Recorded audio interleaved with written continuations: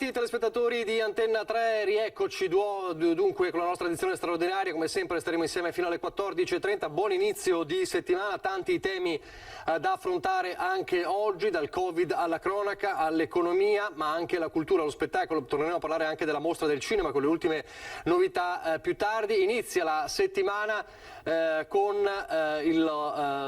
lo stop all'obbligo delle mascherine all'aperto, quindi il primo giorno oggi in tutta Italia, non in tutta Italia in realtà, perché in Campania il governatore De Luca ha emanato un'ordinanza che proroga, unica in Italia, l'obbligo della mascherina fino al 31 di luglio, suscitando anche diverse reazioni, tra le quali quello del sottosegretario alla salute Sileri, che ha detto è un eccesso di prudenza, ma insomma il resto d'Italia, ovviamente anche in Veneto, da oggi lo stop alle mascherine all'aperto, quindi un passo ulteriore verso questa estate, insomma, di liberazione, anche se, come ha detto più volte il governatore Zaia, non deve essere una festa di liberazione, e anche se c'è questo spettro della variante Delta che per ora non preoccupa l'Italia e non preoccupa il Veneto. Qualche giorno fa la dottoressa Ricci dell'Istituto Zooprofilattico delle Venezie è stata chiara, confermando come la situazione della variante Delta in Veneto non preoccupa, nonostante ci sia qualche piccolo focolaio. Però ci si interroga sulla variante Delta che terrorizza molti paesi d'Europa, alcuni che ritornano a richiudere, a Maiorca 850 contagi in un giorno ieri, insomma c'è questa preoccupazione, e oggi il virologo Fabrizio Pregliasco è intervenuto dicendo non si esclude che mini lockdown e mini zone rosse potrebbero essere necessarie anche in un contesto di Italia tutta zona bianca, perché il virus ci metterà un po' più di tempo, dice, per diventare benevolo. Ora sta facendo un colpo di coda con un tentativo finale di continuare a diffondersi. Questa è l'opinione ovviamente di un virologo, quindi non ci sono decisioni governative su questo, però c'è questo spettro che resta incombente sull'estate, anche se, come dicevamo, in Veneto la preoccupazione per ora non c'è. Allora, di tutto questo parleremo, la variante Delta, il turismo, torneremo ovviamente a parlare del delitto di Moriago con gli ultimi aggiornamenti, anche l'allarme furti che resta forte e si sviluppa ancora di più in estate, quindi torneremo a parlare anche di quello con alcuni episodi davvero particolari, anche impressionanti. Vedremo il video anche di un furto a Marghera. Prima però, dicevamo, il turismo, la ripartenza. Buongiorno e ben ritrovato al sindaco di Cortina d'Ampezzo, Gianpietro Ghedina. Buongiorno. Buongiorno a voi. Allora, partiamo dalla variante Delta, insomma c'è questo, lo dicevamo, quest'ombra incombente. Pregliasco, il virologo, dice non si esclude anche in futuro eventuali mini lockdown. Incredibile chi ancora minimizza. Lei che dice? Io dico che intanto dopo 8 mesi abbiamo tolto la mascherina all'esterno, e questo è già il dato più importante, almeno per oggi. Devo dire, ovviamente io parlo da sindaco di Cortina, noi ovviamente facciamo della natura, dell'ambiente, del distanziamento uno dei punti vincenti anche della nostra attività turistica. Devo dire, in montagna si sta particolarmente bene, è logico che non bisogna passare la guardia, in particolar modo negli ambienti chiusi, ma diciamo che evidentemente, insomma, i numeri, soprattutto nel Veneto, sono molto bassi. Incombe effettivamente questa variante Delta, però a questo bisogna contrastare solamente con il vaccino, e l'invito deve essere quello a vaccinarsi, perché se no probabilmente in autunno ci troveremo di nuovo in difficoltà. Quindi avanti tutta col vaccino, però godiamoci anche l'estate. Ci parli un po' di Cortina, abbiamo letto, insomma, Cortina che attende l'assalto dei turisti. C'è stato questo assalto? Non c'è ancora? È ancora un po' frenato? C'è l'effetto dell'onda lunga del Covid? Ma devo dire che da noi, fortunatamente, anche in questo fine settimana abbiamo assistito a tantissima gente, complice anche una manifestazione che è la Lavaredo Ultra Trail, una gara di running molto importante. Sono 4 gare che si sviluppano nelle giornate di venerdì, sabato e domenica. Se pensi, sono 120 chilometri, quindi con una gara che parte sotto il campanile alle 23 si hanno 24 ore di tempo per concluderla. Sono arrivati circa 4.000 concorrenti, tanti dall'estero, 50 paesi stranieri. Non abbiamo avuto quest'anno solamente la Gran Bretagna e Hong Kong, ma molti anche gli asiatici, soprattutto i nord europei, e devo dire che a Cortina in centro è stata assolutamente una grande festa, complice anche le belle giornate. Direi che tutti gli alberghi erano al completo e anche la ristorazione ha avuto sicuramente un bel lavoro. Qual è allora, le diceva lei, gli albergatori, cosa le dicono gli albergatori? C'è ancora qualche passo ulteriore da fare, qualche richiesta che fanno al governo, specifico per la montagna? Sì, noi devo dire che abbiamo accusato il colpo degli stranieri, soprattutto nel periodo di giugno. Evidentemente ancora la non certezza appunto sui vari protocolli, il passaporto verde che non è ancora entrato completamente a regime sicuramente ha creato delle problematiche, soprattutto gli stranieri sono abituati a prenotarsi per tempo e questo sicuramente li ha bloccati. In luglio ed agosto direi sarà difficile trovare posto sia negli alberghi che negli appartamenti. Come dicevo, giugno ci stanno aiutando alcuni eventi, alcune manifestazioni, peraltro che proseguiranno anche nel mese di luglio. In particolar modo avremo già nelle prossime settimane la Coppa d'Oro delle Dolomiti d'auto d'epoca, la Cortina Trophy, solo per fare alcuni esempi, ma anche l'attività culturale presente nel periodo di agosto con Cortina Teatro, con una montagna di libri. Direi che abbiamo cercato di in qualche modo offrire diverse opportunità sia per chi starà in paese sia evidentemente che andrà nei rifugi in gita con diverse occasioni e opportunità anche gastronomiche.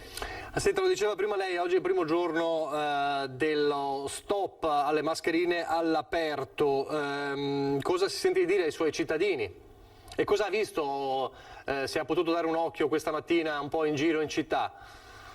Devo dire che ancora questa mattina quasi tutti la portavano, quindi segno da una parte di attenzione, segno che evidentemente ci sono talmente tante norme che alla fine le persone normali si perdono non potendo essere aggiornati puntualmente sul tutto. Devo dire che comunque anche nel fine settimana io comunque ho verificato molta attenzione in particolar modo dal pubblico italiano. Gli stranieri probabilmente invece ormai da tempo forse nelle loro nazioni non lo utilizzano, quindi erano un pochettino sicuramente non avevano la mascherina, però direi bene all'aria aperta, era ora, attenzione nei locali al chiuso, quindi sicuramente non bisogna sottovalutarlo e come dice anche il nostro governatore sarà un po' un accessorio con cui dovremo fare i conti nei prossimi mesi e forse anche nei prossimi anni come l'occhiale da sole piuttosto che altro, utilizzarlo nel momento in cui ci dovessero essere degli assembramenti, ci dovesse essere un po' più di persone, quindi sarà un sistema che da un'altra parte ci aiuterà anche, abbiamo visto quest'inverno nessuno ha preso il raffreddore e quindi sarà sicuramente utile per proseguire, ma ripeto, il vaccino è la chiave di volta per poterci garantire un autunno in sicurezza e soprattutto una prossima stagione invernale che noi insomma ci auguriamo, anzi abbiamo assolutamente bisogno che sia a pieno regime, quindi così. E senta, guardiamo più avanti, Milano Cortina 2026, passi in avanti anche in queste settimane, com'è il percorso di questo viaggio verso l'appuntamento più importante?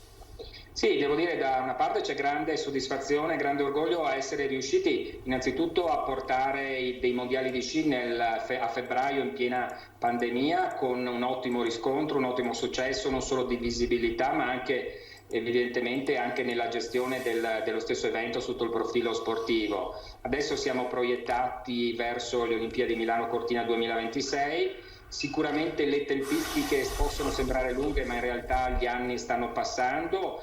Devo dire sono stato anche la scorsa settimana a Roma insieme al presidente Zaia per in qualche modo insistere sulle tempistiche, sull'avvio di alcune infrastrutture che devono essere assolutamente avviate se vogliamo arrivare puntuali non al 2026 ma al 2025, perché ricordo saranno le Olimpiadi a febbraio 2026, quindi a dicembre 2025 dovranno essere pronte e per alcune discipline sportive ci saranno anche i test event che verranno fatti l'anno prima, quindi sicuramente bisogna velocizzarci. Dall'altra parte devo dire che registro nella nostra città un grande fermento, un grande entusiasmo, fermento in particolar modo per quanto riguarda gli investimenti delle catene alberghiere. Avevamo una serie di alberghi dismessi che sono stati finalmente sono passati di mano, ci sono grandi interventi infrastrutturali, quindi direi che sicuramente le Olimpiadi, se ben gestite, e questo è il nostro dovere, saranno una grande opportunità per Cortina, ma più in generale per il Veneto e per tutto il territorio montano. Ecco, l'ultima domanda: che risposte avete avuto allora in questa vostra missione a Roma?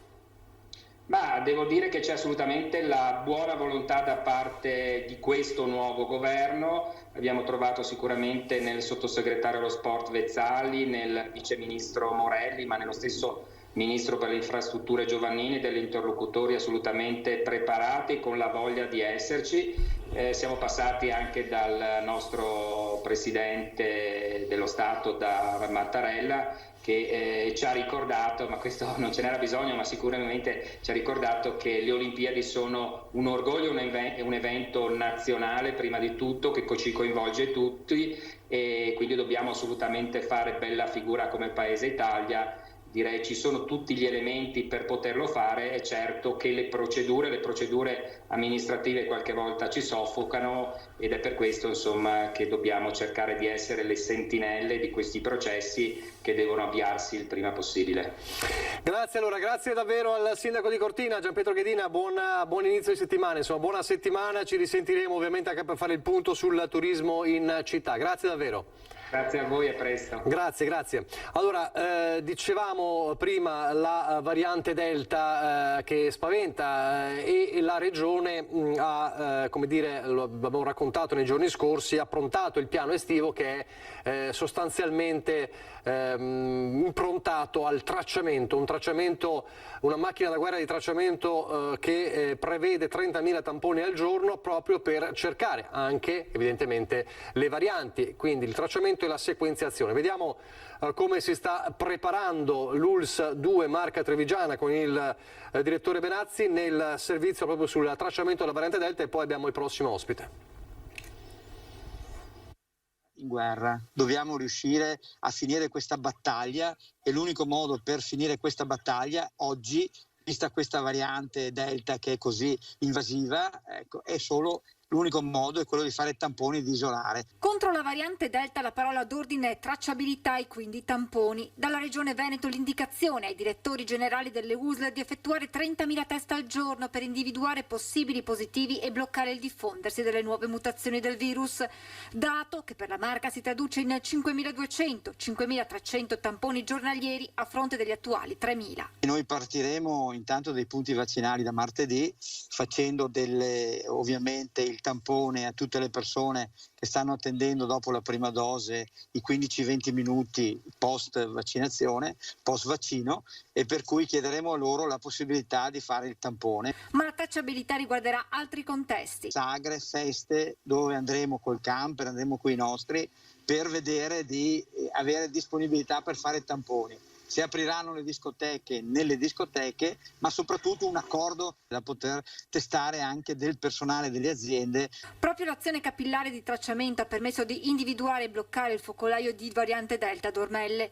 Attualmente nell'USL 2 si registrano 6 positività al Covid ogni 100.000 abitanti. L'azione di screening punta proprio ad arginare eventuali cluster ed evitare la creazione di zone rosse localizzate. Il passo successivo è quello della sequenziazione del virus per l'individuazione delle varianti, e anche su questo fronte l'azienda sanitaria trevigiana è pronta a fare la sua parte. Stiamo attrezzandoci per fare la fase di pre-sequenziamento, cioè per predisporre in modo tale che l'istituto zooprofilattico poi possa darci la risposta velocemente. E se da domani decade l'obbligo della mascherina all'aperto, a preoccupare il direttore generale sono i cittadini che hanno deciso di non vaccinarsi o coloro che dopo la prima dose non si sono presentati all'appuntamento per il richiamo. Fino adesso sono 300-400 persone alle quali stiamo anche telefonando per richiedere a loro la possibilità di tornare quando vogliono tornare. E stiamo facendo un'azione capillare anche col nostro call center adesso, perché ci rendiamo conto che più vacciniamo e aumentiamo la percentuale, più ci salviamo dalla variante Delta. E con la seconda dose noi non prendiamo la malattia, non andiamo in ospedale. Ed è per questo che Benazzi condivide la presa di posizione del mondo scientifico, che invita a completare il ciclo vaccinale prima di partire per le vacanze. Andare all'estero con questa circolazione del Delta chiaramente è solo con la seconda dose si è sicuri e tranquilli. Noi siamo disponibili, abbiamo degli slot, degli spazi per chi vuole anticipare, ovviamente negli ambiti dei giorni giusti per creare immunizzazione. Saluto e ringrazio Nicola Palumbo, torno a trovarci, buongiorno. Salve, buongiorno a lei, buongiorno a tutti. Allora torniamo a affrontare il tema economia, ma prima di tutto, visto che l'ho chiesto anche al sindaco di Cortina, vi sfrutto un po' come sentinelle sul territorio, come inviati sul campo. A Cortina, diceva il sindaco, c'è ancora molta gente che la sta portando all'esterno. A Montebelluna, nella sua Montebelluna, com'è la situazione? Nella prima giornata in cui c'è lo stop all'obbligo all'esterno della mascherina? Ma più o meno come Cortina, insomma, c'è chi non vedeva l'ora di togliersela e se l'è tolta 2 secondi dopo la mezzanotte, e chi invece magari ancora la tiene su perché vuole capire, ha un po' più di paura e quindi sta un po' in questo limbo. Ovviamente ormai 1 anno e mezzo che abbiamo questa compagna di viaggio, c'è chi, specie nelle prime fasi, faceva un po' più di fatica a portarla perché la vedeva come una restrizione tanto invasiva. Oggi invece credo ormai sia un'abitudine per tanti. Io stesso oggi sono uscito con la mascherina su, non ricordandomi che invece potevo che farne a meno. Credo che ci vorranno giorni, credo anche che non sia del tutto sbagliato tenerla su, cioè non fa male per chi ce la fa, per chi sa sopportare il caldo. Ecco, questo poi è l'elemento. Cosa pensa della decisione della Campania di prorogare al 31 di luglio questo obbligo? Il sottosegretario Sileri dice eccesso di prudenza, d'altra parte abbiamo invece un virologo come Fabrizio Pregliasco, che dice può essere che nel futuro, a breve, se la variante Delta dovesse esplodere definitivamente anche in Italia, ci sia la possibilità di mini lockdown. La parola mini lockdown fa già tremare, ovviamente. Mette molta ansia e preoccupazione, credo anche che si debbano usare le parole giuste. Oggi siamo in una situazione serena, lo dicono i numeri, ovviamente si guarda domani con preoccupazione perché nei paesi attorno al nostro purtroppo la variante Delta sta impattando in maniera convinta e quindi è giusto tenere le antenne dritte. Oggi però parlare di chiusure non ha senso, andiamo a monitorare anche, credo, gli ospedali che sono un po' la nostra cartina tornasole. Sappiamo che il vaccino copre in seconda dose, sappiamo che il vaccino copre comunque un po' anche in prima dose. Se gli ospedali restano sotto controllo, devo dire che parlare di chiusure potrebbe essere forse avventato, specie oggi che stiamo tentando di riprendere una certa vita. In Campania hanno deciso di andare avanti ancora un po' con le mascherine. Sappiamo che il presidente campano De Luca è un po', come dire, su certi temi è particolarmente rigido, particolarmente puntuale, pignolo. Penso anche che si debbano capire le diverse densità di popolazione tra le diverse zone d'Italia. Probabilmente Napoli o altre zone campane hanno una densità talmente alta da far pensare che forse sarebbe meglio, e come è stato, andare avanti con l'utilizzo della mascherina. Certo, in una zona montana, in una spiaggia da soli, non ne vedo il senso. Allora, notizia di poco fa, il ministro dello sviluppo economico Giancarlo Giorgetti ha firmato i decreti che autorizzano 6 accordi di sviluppo e 3 accordi di programma tra il Mise, le aziende coinvolte e le regioni Abruzzo, Campania, Emilia-Romagna, Lombardia, Sardegna e Veneto. Lo rende noto il Ministero, via libera a investimenti per 286 milioni di euro per le imprese. Insomma, la ripartenza, l'abbiamo parlato anche qualche giorno fa con il presidente di Assindustria Veneto Centro, Leopoldo Destro. Insomma, la ripartenza delle imprese c'è, di una parte ovviamente delle imprese, però quello che si sottolineava Destro anche sul fronte delle industrie, non solo nel terzo settore, è la ricerca di un nuovo tipo di lavoratore, non solo di lavoratori manodopera, ma anche un nuovo tipo di lavoratore sempre più formato. È questa adesso la scommessa delle imprese che rivedono la luce in fondo al tunnel? Sì, sicuramente sì. Oggi facciamo tanta fatica a trovare maestranze e manodopera specializzata e formata. È una situazione ormai che prosegue da tanto tempo e che questa emergenza Covid non ha fatto altro che rendere più ampia e palese. Ci sono fattori di cultura, di formazione e anche, devo dire, di fisco alla base. Elementi di cultura perché purtroppo negli anni si è sparsa quest'idea per cui la competenza tecnica, la competenza professionale sia inferiore rispetto a uno studio classico, scientifico in liceo o un percorso universitario. Non è così. oggi lavorare e avere competenze tecniche in un certo ambito può dare valore aggiunto e può portare a carriere e gratificazioni davvero importanti. Il secondo tema formativo: non abbiamo forse tanti centri formativi ad alta specializzazione. Io le parlo per la mia città Montebelluna, dove qui siamo noti nel territorio del mondo per la calciatura sportiva, e facciamo fatica a trovare modellisti già formati e capaci e diciamo pronti per essere inseriti in azienda.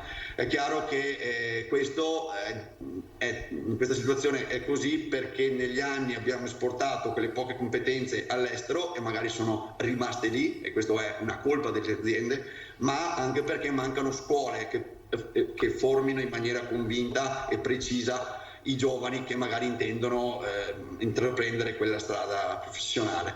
Quindi è un doppio ambito in cui la pubblica amministrazione deve andare a lavorare bene. Il terzo punto credo che sia quello noto, si parla da un sacco di tempo, è le imposte sul lavoratore dipendente. Un lavoratore che percepisce 1.500 euro al mese netti in busta paga, all'azienda costa, parlo chiaramente per grandi linee, 3.000-3.200 euro. È chiaro che con questa differenza, con questo cuneo, è molto difficile che un'azienda vada ad investire con convinzione sul materiale umano, su risorse umane, anche se dovrebbe farlo, e quindi si crea un freno.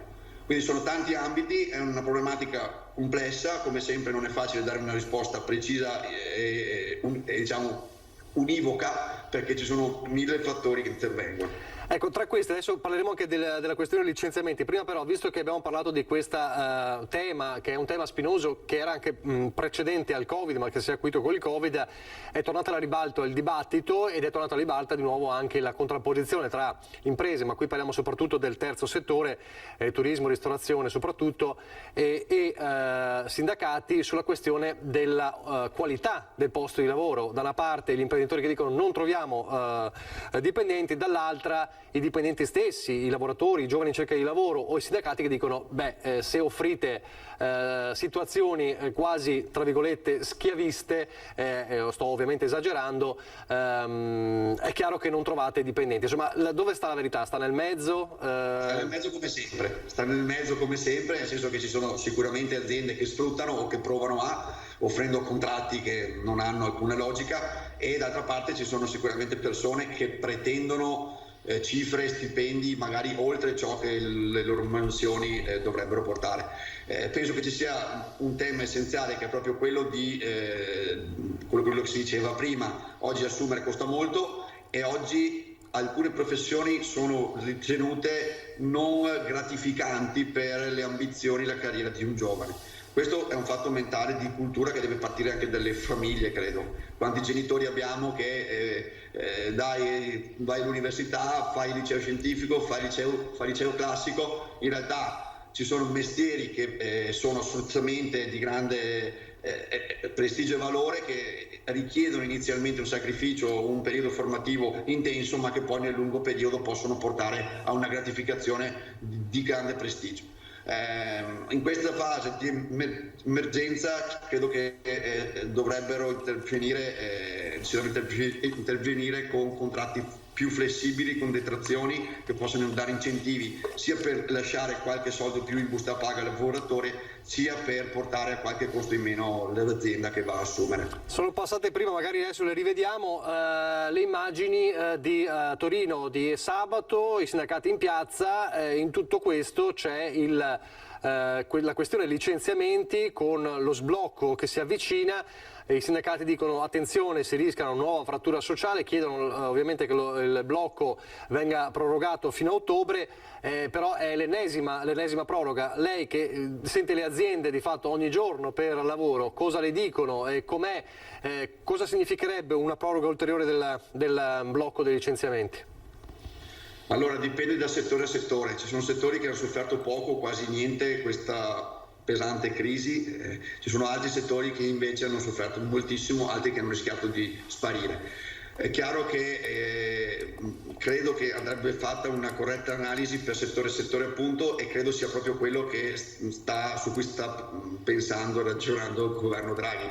In alcuni ambiti credo che debba rimanere il blocco, perché il rischio di una diaspora di persone che da sera mattina potrebbero ritrovarsi a casa c'è ed è concreto. Non si può poi non tenere conto di ciò che si diceva prima della variante Delta, di questo rischio che abbiamo ancora, dell'emergenza Covid che c'è ancora, perché una rimozione di un blocco dovrebbe almeno guardare a lungo periodo. Se c'è la paura, l'incertezza che a settembre-ottobre possano tornare restrizioni che possono andare a incidere anche sulle attività commerciali o su alcune aziende, è normale che forse un atteggiamento più prudente di un mantenimento del blocco sarebbe un atteggiamento giusto. Se invece vi è la convinzione che grazie ai vaccini, grazie alle terapie, grazie a tutto ciò che stiamo facendo da 1 anno e mezzo, ci possa essere una situazione sempre più serena nonostante la variante Delta, allora ragionare fin da oggi per uno scadenziario che ci possa portare alla riduzione del blocco potrebbe essere la strada giusta, partendo già da alcuni settori oggi, perché alcuni settori non ha senso che ci sia. Quindi come sempre la risposta è sempre più complessa di un sì o un no, insomma ci sono tante, ci sono tante sfaccettature in mezzo. Grazie davvero, grazie a Nicola Palumbo per il suo intervento anche oggi, ci rivedremo ovviamente la prossima settimana. Noi adesso andiamo velocemente in pubblicità, pochi istanti, e poi torniamo in diretta.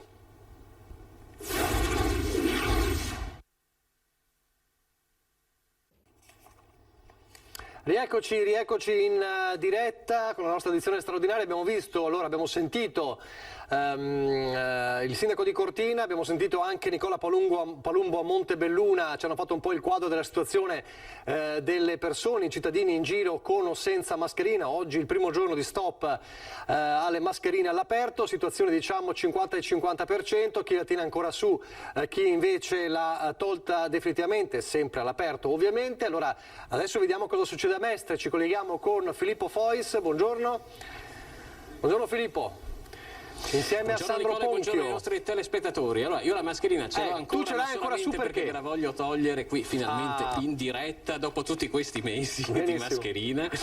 E come vedete bene, siamo in piazza Ferretto, quindi proprio nel cuore di Mestre, lo scenario alle mie spalle, probabilmente lo intravedete, veramente ferragostano. Non possiamo parlare più di lockdown, ma se non altro di Ferragosto, cosa che peraltro si riscontra anche nella temperatura, sono circa 30 gradi e dobbiamo dire che in città abbiamo visto pochissima gente per strada, però possiamo confermarti quello che dicevi tu riguardo all'uso della mascherina, cioè la sorpresa è che in realtà ci sono ancora tantissime persone, abbiamo incrociato prima quando c'era un pochino più di movimento, che la mascherina stanno continuando a usarla anche all'aperto. Abbiamo raccolto un po' di opinioni e ci sono persone che ancora non si fidano, si leggono tante cose riguardo alle varianti, il virus ci hanno detto in diversi è ancora in giro, alcuni hanno fatto la prima dose di vaccino e sono in attesa della seconda, alcuni altri sono anziani per cui sono particolarmente preoccupati dell'ipotesi di prendersi il coronavirus, per cui insomma c'è una parte che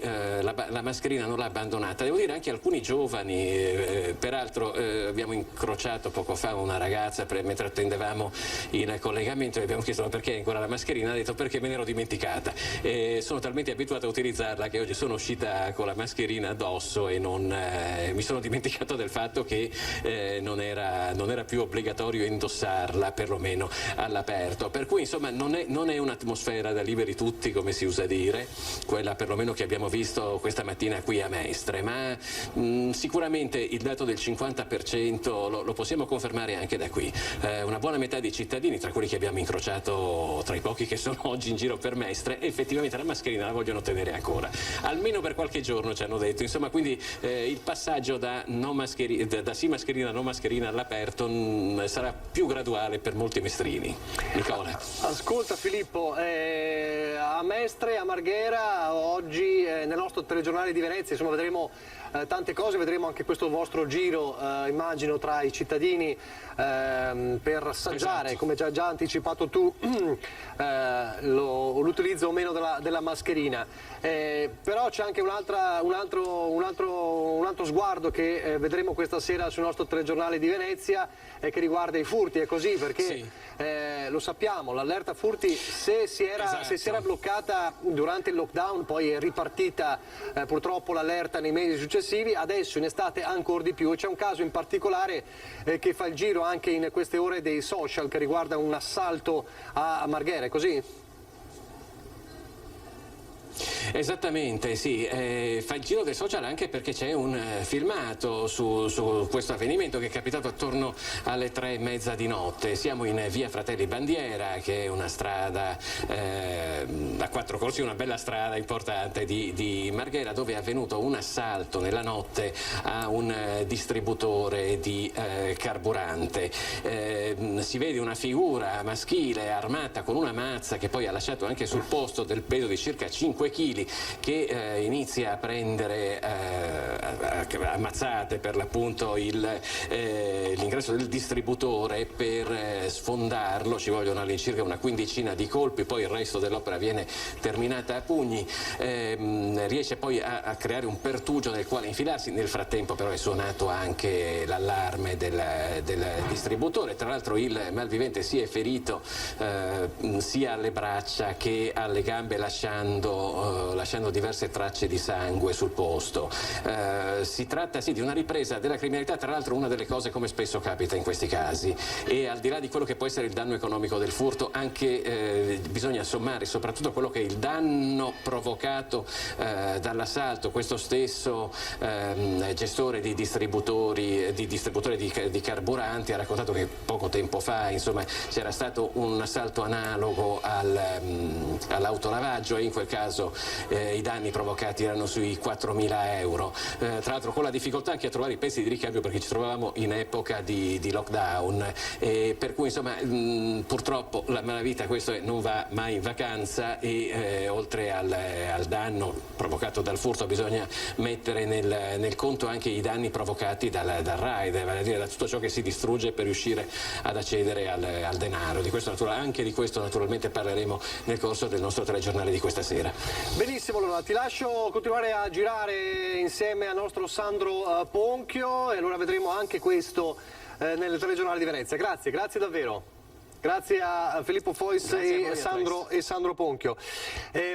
Allora, a proposito di furti, ieri abbiamo raccontato nel nostro telegiornale di Treviso di un raid invece a Olmi di San Biagio di Callalta, e come spesso accade non c'è solo il valore economico delle cose che vengono rubate, ma anche il valore affettivo. Guardate. Il momento in cui ci si sente più vulnerabili, quando si dorme, quando insomma ci si sente protetti dal fatto di essere a casa propria, alla fine accade anche questo. Non lo so io questa sera come farò a dormire, non lo so. Olmi di San Biagio, via Borgofuro, sono le 3 del mattino quando Barbara e la mamma Maria Grazia si accorgono di aver avuto la casa svaligiata dai ladri.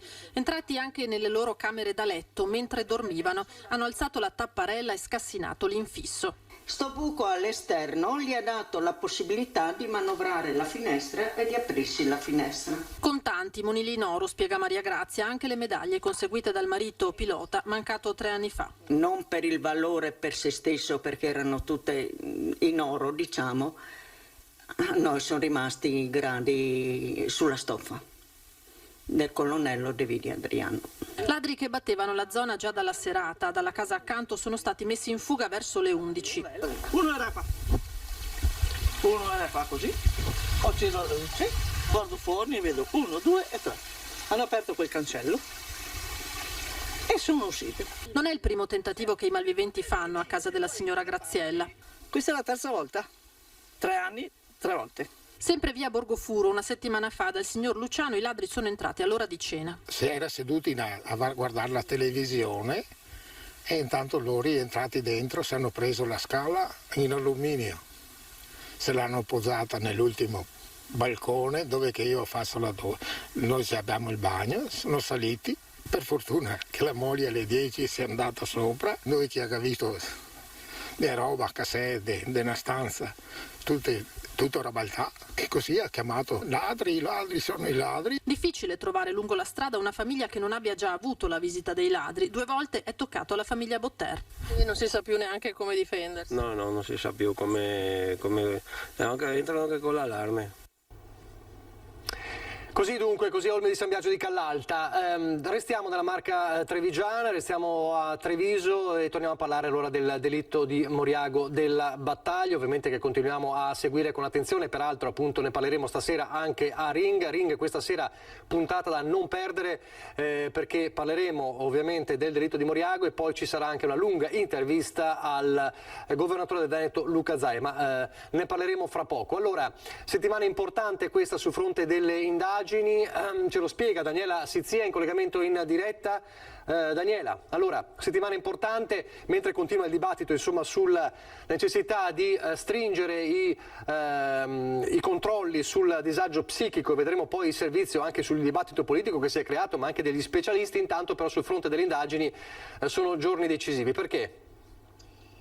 Beh, dunque, buongiorno intanto Nicola e buongiorno anche ai telespettatori. Si sta cercando di capire esattamente gli spostamenti, l'abbiamo detto più volte, di Biscaro che, ricordiamo, il giorno prima era già andato nella zona del delitto, sembra a questo punto per un sopralluogo, comunque per capire magari, o anche forse per colpire lo stesso giorno. Poi ci ha ripensato, sono tutte cose che ovviamente dovranno essere chiarite dagli investigatori. Stanno cercando, insomma si stanno vedendo, visionando tutte le telecamere di videosorveglianza sia della strada dove lui ha fatto il tragitto sia della zona, per capire se esattamente quello che lui ha detto corrisponde a verità. Lo abbiamo detto più volte, un racconto fotografico di quello che è accaduto, che è rimasto nella sua mente, un racconto davvero lucido, perché lui ha ripercorso esattamente quello che ha fatto dal giorno prima del delitto fino poi al massacro che c'è stato. Lui si trova, come detto, nella carcere di Treviso.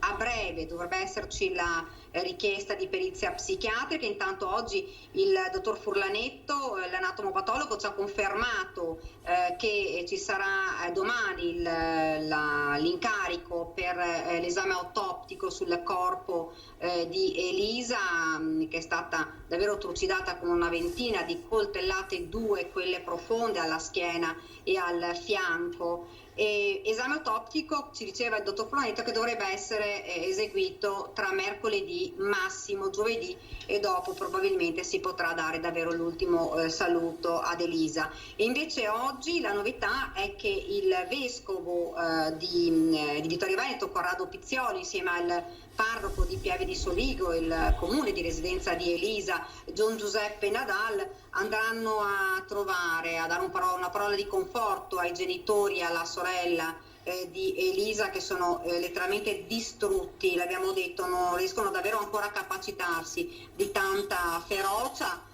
Andranno per portare proprio una parola di conforto. Ieri, fra l'altro, nel bollettino parrocchiale lo stesso parroco aveva scritto qualche parola, aveva detto siamo rimasti, dice il parroco, tutti esterrefatti. Crimini del genere sentiamo che capitano lontano da noi, invece questa volta è avvenuto proprio qui nei nostri paesi. Dice quali sono le reazioni, dice chi sa pregare elevi una preghiera perché il Signore accolga fra le sue braccia misericordiose la povera Elisa. Queste le parole del parroco.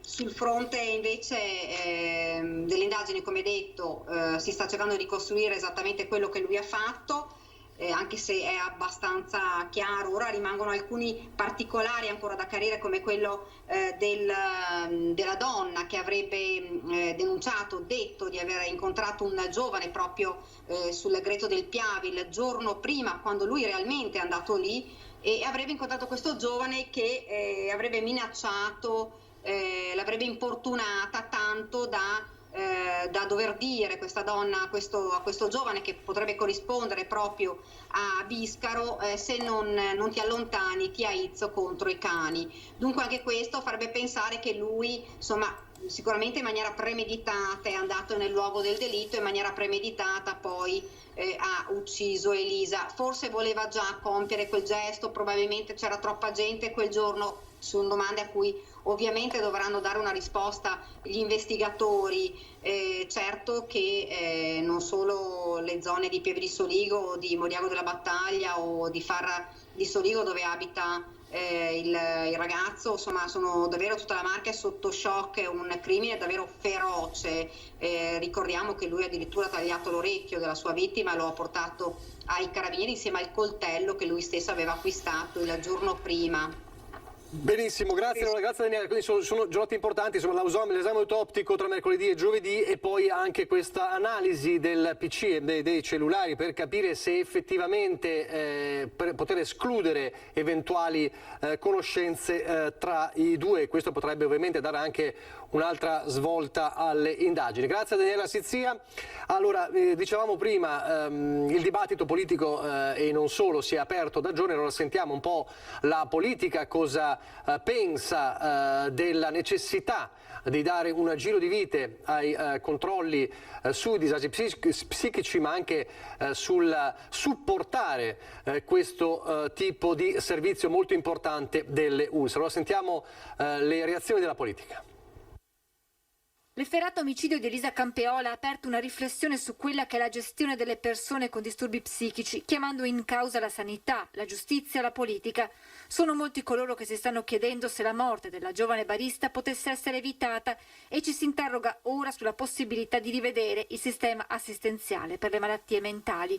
Una revisione che deve però tenere in considerazione, hanno spiegato in questi giorni gli specialisti, delle difficoltà nel diagnosticare le patologie psichiche e nel prevedere quelli che potrebbero essere gli scenari futuri. Questo probabilmente è uno di quei casi limite che non è sempre facile rilevare. Cioè, io credo che la prevenzione assoluta nell'ambito della nostra società, da un punto di vista criminale, da un punto di vista sanitario, per tutte quelle che sono gli aspetti della nostra vita sociale, del nostro senso civico e della nostra appunto società, la prevenzione assoluta è impossibile da raggiungere. Imporre terapie, imporre un certo tipo di assistenza magari farmacologica dei pazienti rientra in un campo che è quello dei trattamenti sanitari obbligatori, che hanno una sfera anche dal punto di vista legale molto molto limitata. Per quello che riguarda Biscaro non c'era un'attenzione per quello che potevano essere dei gesti di questo tipo,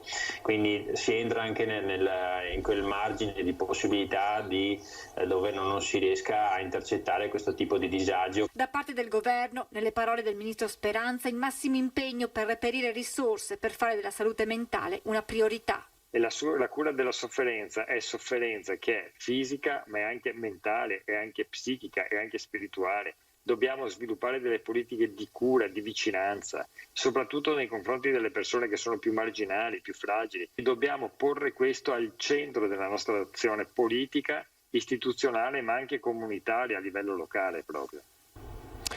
Così insomma la politica. Torneremo a parlare del delitto di Moriago più tardi. Adesso invece, lo dicevamo prima, torniamo a parlare dello spettro della variante Delta. Lo facciamo e torno a trovarci con il professor Massimo Guerriero. Buongiorno.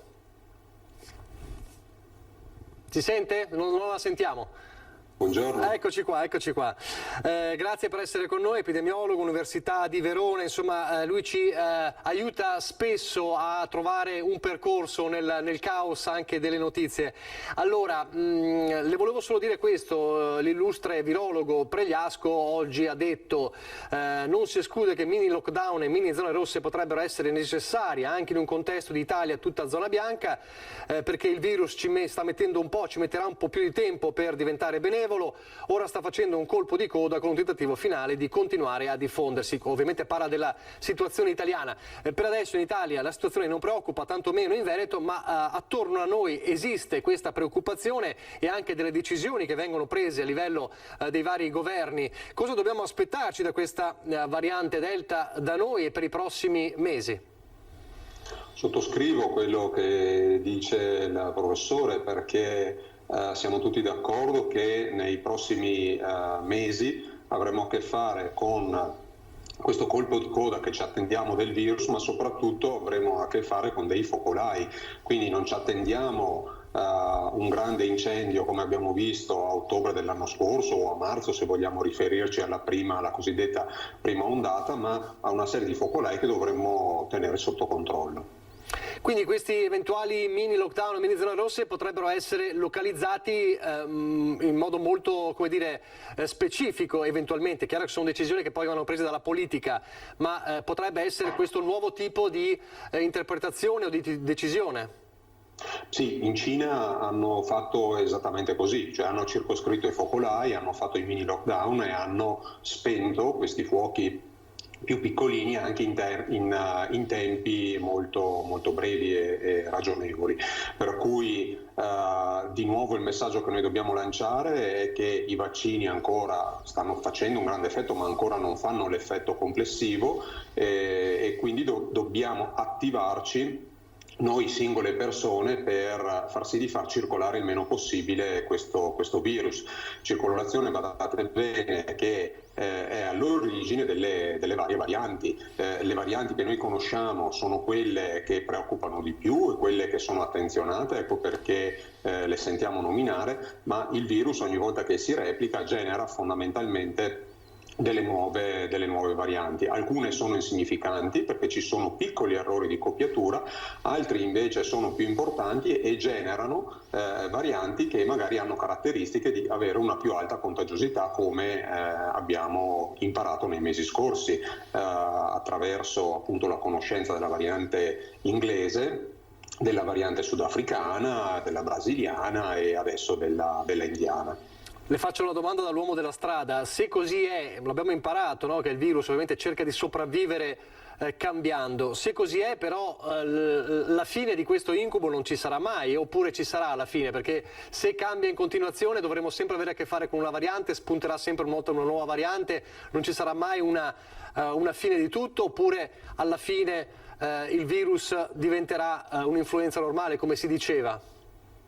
Tenga presente che la fine sarà decretata dal vaccino e lo conosciamo anche questo modo di ragionare se ci riferissimo alla influenza come lei ha detto. Attualmente noi dobbiamo cercare di vaccinare il più velocemente possibile per limitare le catene di contagio e quindi anche per limitare l'insorgenza di eventuali nuove varianti, sicché il vaccino ci farà mettere la parola fine su questa storia, ma dovremmo essere vaccinati almeno nel 70-80% di noi, quindi come dicevamo l'ultima volta è questo il momento più caldo in cui noi persone, noi singoli cittadini dobbiamo mettere in campo le solite azioni ormai ben note, perché l'effetto complessivo del vaccino, effetto che oggi vediamo sulla mortalità ovviamente, sulle ospedalizzazioni, ma l'effetto complessivo, cioè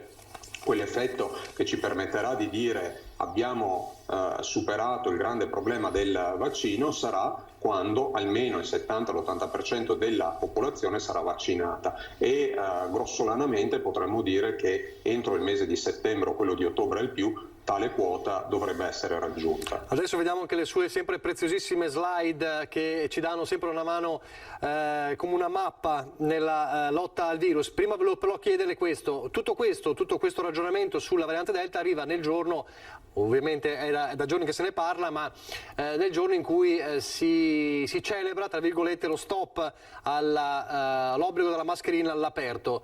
È da molti vissuto come una liberazione. Abbiamo sentito i nostri inviati sul campo raccontano della gente che ancora tiene la mascherina all'aperto, molti per prudenza o alcuni se ne sono dimenticati. Resta ovviamente la necessità di appellarsi alla prudenza anche e soprattutto all'inizio di questa settimana in cui si può fare a meno della mascherina.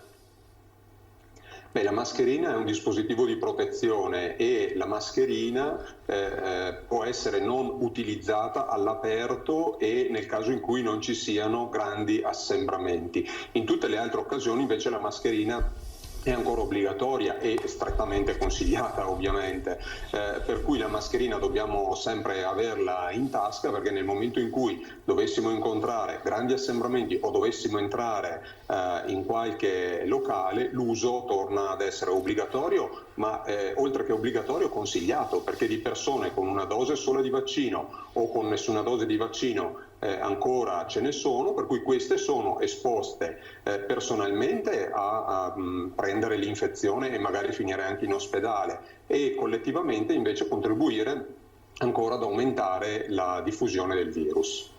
Allora, ci puoi illustrare le slide? Partiamo sempre dal Regno Unito, insomma, che è un po' il faro anche delle situazioni in Europa. Cosa ci può dire? Il Regno Unito, vi dicevo già l'ultima volta, anticipa un po' ciò che vediamo nel resto d'Europa e anche in Italia in particolare, e la freccia rossa sta a indicare questo innalzamento di numero di contagi che grazie a questa nuova e ultima variante trovata si stanno registrando. Vedete che sull'estrema destra della curva del grafico in alto non è per niente trascurabile questo innalzamento, perché assomiglia a tutti quelli che vediamo nella parte sinistra del grafico, cioè ogni volta che eravamo all'inizio di una nuova ondata. L'Inghilterra è in una situazione un po' diversa da noi, perché loro avevano quasi 2000 morti al giorno, per cui correttamente hanno adottato la tecnica di vaccinare con una dose di vaccino quanta più popolazione possibile. Questa variante ha imparato bene questa cosa, per cui diventa anche contagiosa per quelle persone che hanno solo una dose di vaccino e quindi che non sono completamente protetti. Ecco, questo è il punto che ci distingue rispetto alla Gran Bretagna, ma come dicevo prima, persone non vaccinate o con solo una dose di vaccino in Italia ce ne sono ancora tanti, quindi potrebbe dare dei grattacapi anche in Italia. Attualmente però, e vediamo la curva sottostante, non vediamo un parallelo aumento di ospedalizzazioni e nella mortalità, per fortuna, ma è ancora presto per dire che di fatto un effetto non ci sarà, perché questo innalzamento è troppo vicino in termini di tempi, per cui dobbiamo aspettare ancora un paio di settimane per vedere se in Gran Bretagna ci sarà un innalzamento delle ospedalizzazioni e della mortalità. Questo sarebbe estremamente preoccupante. Qui abbiamo la situazione italiana. Come diceva lei, la situazione italiana ad oggi è nettamente diversa, perché le nostre curve invece continuano ad andare verso il basso, non vediamo nessuna curva che tenda a crescere, la mortalità è quasi azzerata, lo dicevamo che verso la fine del mese di giugno avremmo visto una mortalità ridotta al lumicino, questo si sta verificando, e ovviamente noi abbiamo sempre le solite due incognite, cioè le varianti e il ritmo delle vaccinazioni. Questi sono i due aspetti che dobbiamo tenere sotto controllo nelle prossime settimane e nei prossimi mesi. Eccolo qua, queste sono la nuova nomenclatura delle varianti? Sì, è solo una nuova nomenclatura, ho messo questa slide perché si continua a fare confusione, a un certo punto pareva che gli inglesi fossero responsabili dell'inglese, i sudafricani della sudafricana, allora si è deciso di cambiare nome a queste varianti e attualmente le chiamiamo con i nomi di alfa, beta, gamma, delta. Ecco perché si chiama delta, sveliamo allora il mistero, perché è la variante indiana. La variante indiana è leggermente diversa dalla primissima che è stata scovata, però fondamentalmente non cambia di molto. Ecco, questo è il nome che adesso utilizziamo per l'indiana per svincolarla, diciamo, da aree geografiche che potevano dare qualche problema. Rispetto alla alfa, beta e gamma, quindi la delta, quella che preoccupa di più, le altre tre varianti, com'è la situazione? Diciamo sotto controllo? Allora, la situazione è sotto controllo, ma anche per quest'ultima variante, nel senso che si sta diffondendo, quindi certamente ha un tasso di contagiosità molto più alto. In Gran Bretagna hanno stimato intorno al 35%, però attualmente, ripeto, non ci sono dati allarmanti con riguardo all'ospedalizzazione e alla mortalità. Vedremo se nelle prossime 2 settimane cambierà qualcosa. In Italia pure si sta diffondendo, c'è da dire che in Italia la cerchiamo un po' meno, nel senso che sequenziamo meno rispetto alla Gran Bretagna, però attualmente viene data ad un valore inferiore al 20%, che non è poco rispetto all'1% di cui si parlava qualche settimana fa. Però i vaccini stanno rispondendo. chi più chi meno, però comunque siamo sempre su livelli molto, molto interessanti. Da sottolineare anche qui che in modo particolare per quanto riguarda la variante Delta ha potere di contagiare anche persone che sono solo alla prima dose di vaccino, quindi il solito messaggio: noi siamo protetti, largamente protetti, quando abbiamo completato il ciclo vaccinale, sono passati circa 10-15 giorni dall'ultima dose di vaccino. Questo invece è il numero aggiornato all'oggi dei positivi in Veneto. Sì, questa è la situazione del Veneto. Da questa slide le prossime 3 fanno vedere i positivi, le ospedalizzazioni, la terapia intensiva e la mortalità. Le curve stanno puntando tutte verso il basso, però mi piace farvi notare che questa curva arancione ha una coda a destra che sta rallentando fortemente verso lo zero, per cui il messaggio è quello, cioè il virus c'è, sta calando, ma è ben lungi dall'essere prossimo allo zero. La curva infatti è quasi un plateau, sembra quasi un plateau. Assolutamente sì, assolutamente sì. Vediamo... Speriamo che riprenda la caduta verso il basso. La stessa cosa per i ricoverati, vedete però che qui la situazione è nettamente diversa rispetto ai positivi, le curve un pochino stanno rallentando, però stanno puntando decisamente verso lo zero, e così anche nella slide successiva per le terapie intensive. Vedete che siamo a numeri completamente diversi rispetto soltanto a qualche settimana fa. La mortalità, andiamo alla slide successiva, finalmente è sotto controllo. È evidente che ancora qualche caso qua e là nelle giornate lo registriamo, però nulla a che vedere rispetto alle settimane precedenti. Questo era l'aspetto su cui dovevamo puntare, nel senso che il virus sicuramente non riusciremo a fermarlo nel breve nella sua circolazione, ma l'importante è che la terapia intensiva e la mortalità per prime vengano stoppate.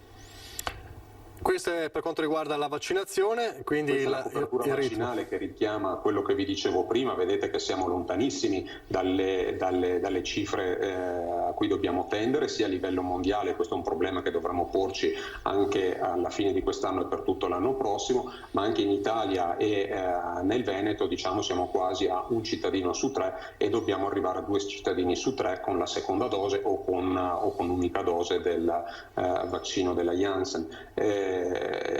Qui sta la questione, le cifre sono ancora contenute, per cui dobbiamo noi ancora una volta attivarci in attesa di arrivare a quel 70-80% di persone vaccinate. E cioè lo scenario che vediamo che avevamo già visto e che viene aggiornato, insomma lo scenario dei prossimi mesi, il migliore, l'attuale e il peggiore. Certo, questa slide viene aggiornata settimanalmente, ma di fatto la buona notizia è che queste date adesso non cambiano, nelle ultime settimane non sono cambiate di molto, per cui noi vediamo che se puntiamo nella colonna di mezzo quel 70%, nello scenario migliore, cioè se i vaccini promessi dovessero essere consegnati e anche aumentati magari di un 10%, entro fine agosto dovremmo essere al 70% di vaccinati. In ogni caso, nella riga invece di mezzo, cioè quella che rappresenta le condizioni attuali, vediamo che già a fine agosto dovremo raggiungere il 60% della popolazione italiana vaccinata, a metà settembre il 70% e a fine settembre l'80%. Se questo scenario fosse confermato, saremmo in un'ottima situazione, pensando al mese di ottobre-novembre, che generalmente sappiamo essere un periodo particolarmente caldo. E qui come sempre, ma è sempre da ribadire, quali sono le precauzioni, soprattutto da oggi, che lo stop alle mascherine all'aperto, lo ricordiamo, e in determinate condizioni è una realtà, e quindi gli atteggiamenti più rischiosi e meno rischiosi, è bene sempre ricordarli.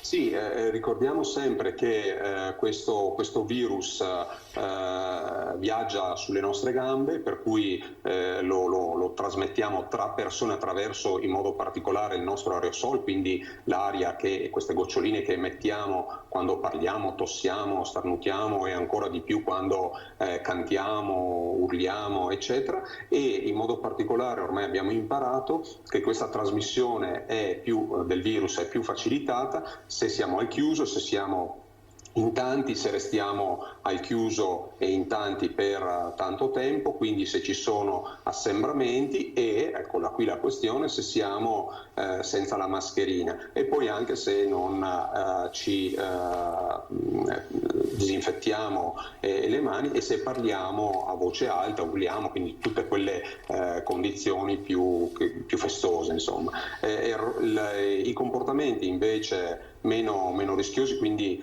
quelli che ci espongono a una probabilità più bassa di contagio, sono quelli riportati nella colonna verde e quindi se possiamo stare all'aperto il più possibile è meglio, anche fare feste o ritrovi, se siamo in poche persone o limitatamente poche persone, se stiamo per poco tempo, ma soprattutto se riusciamo a mantenere un certo distanziamento, se utilizziamo la mascherina, ricordiamo che è obbligatoria invece ogni volta che da oggi, ogni volta che entriamo in un luogo chiuso, e se ci teniamo disinfettati le mani e se cerchiamo di tenere un tono moderato della nostra voce. È stato sempre, come sempre, molto preciso. Questa è l'ultima slide, ma insomma sono le 3 regole di base, insomma le ha già ripetute ampiamente. So che deve andare via e quindi che è super impegnato, allora la ringrazio come sempre, grazie per averci fatto anche questo quadro in particolare sulla variante Delta. Grazie al professor Guerriero. Grazie a voi. Grazie davvero. Così dunque lo sguardo sulla variante Delta. Allora, in attesa di collegarci anche con il nostro Lorenzo Maier, perché ci deve dire delle novità importanti per quanto riguarda la mostra del cinema 2021 a Venezia, ovviamente legato anche a quelle che sono comunque le restrizioni Covid, vi farei vedere un servizio che riguarda la ripartenza poi delle università con il neo rettore dell'Università Daniela Mapelli. Ora vediamo il servizio sulla quello che ci aspetta l'Università di Padova a settembre. Alcuni corsi sono ripartiti, gli studenti universitari si sono rivisti a Padova. La vera scommessa per il BOE è la ripresa delle lezioni dopo la pausa estiva, con l'arrivo in città delle nuove matricole. L'Ateneo su questo fronte è già al lavoro. In prima linea la rettrice eletta Daniela Mapelli, che arriva dall'esperienza di prorettrice alla didattica. Noi abbiamo già tutto l'orario quasi completo per il primo semestre del prossimo anno e come abbiamo imparato a fare in questi mesi noi abbiamo pronti 3 piani e questo forse fa parte della pragmatica organizzativa delle donne, ma non solo, no, sto scherzando. Noi abbiamo pronti sempre 3 piani in questo periodo, per cui il rientro al 100%, quindi tutte le aule prenotate. Nel caso in cui, e questo non dipende da noi, invece il rientro dovesse essere contingentato in una percentuale per rispettare quelle che ormai chiamiamo le capienze Covid, siamo pronti comunque ad affrontare quella che ormai chiamiamo la didattica duale, cioè una parte degli studenti in presenza e una parte invece seguiranno da casa, e poi io mi auguro che non succederà davvero mai più nel nostro paese, ma siamo pronti nel caso in cui si dovesse passare di nuovo tutto online. E gli studenti in presenza li vuole fortemente il rettore Rizzuto, che già nello scorso semestre ha tenuto le sue lezioni in aula e apre un orizzonte più ampio sulle strutture necessarie al BOE. Noi l'anno prossimo rivogliamo tutti i nostri studenti qui. Se li rivogliamo tutti, questo ci crea anche un problema di localizzazione, quindi chiaramente anche l'investimento, e lasciatemi dire, sono particolarmente orgoglioso che è un investimento sostenibile, sono tutti esempi di rigenerazione urbana. Lo è stato il Beato Pellegrino, lo è la Piave, lo sono gli spazi alla Piave, lo sono le aule di via Campagnola. Non abbiamo consumato 1 centimetro quadrato di suolo, abbiamo ridato vita a punti della città che in questo momento erano inutilizzati, che è un peccato. Così dunque l'università e lo sguardo verso settembre. Intanto c'è chi ha ricordato le persone che non ci sono più, che si trovavano all'interno delle case di riposo. Sono state molto colpite le case di riposo ovviamente lo scorso anno, l'abbiamo raccontato in tanti servizi. C'è stata una commemorazione degli anziani che se ne sono andati in questo terribile anno e mezzo di pandemia. È successo a Treviso, vediamo queste immagini suggestive.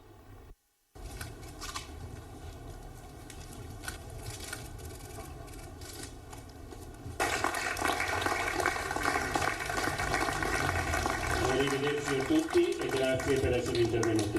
In ricordo di voi È la scritta che da oggi appare nel prato del Giardino dei Grani di Treviso per ricordare gli anziani ospiti delle residenze ISRA che sono mancati in questo anno e mezzo di pandemia. Il saluto va ai residenti che purtroppo sono scomparsi di Covid ma anche di malattia naturale, perché le restrizioni per quanto riguardavano le esequie hanno coinvolto tutti.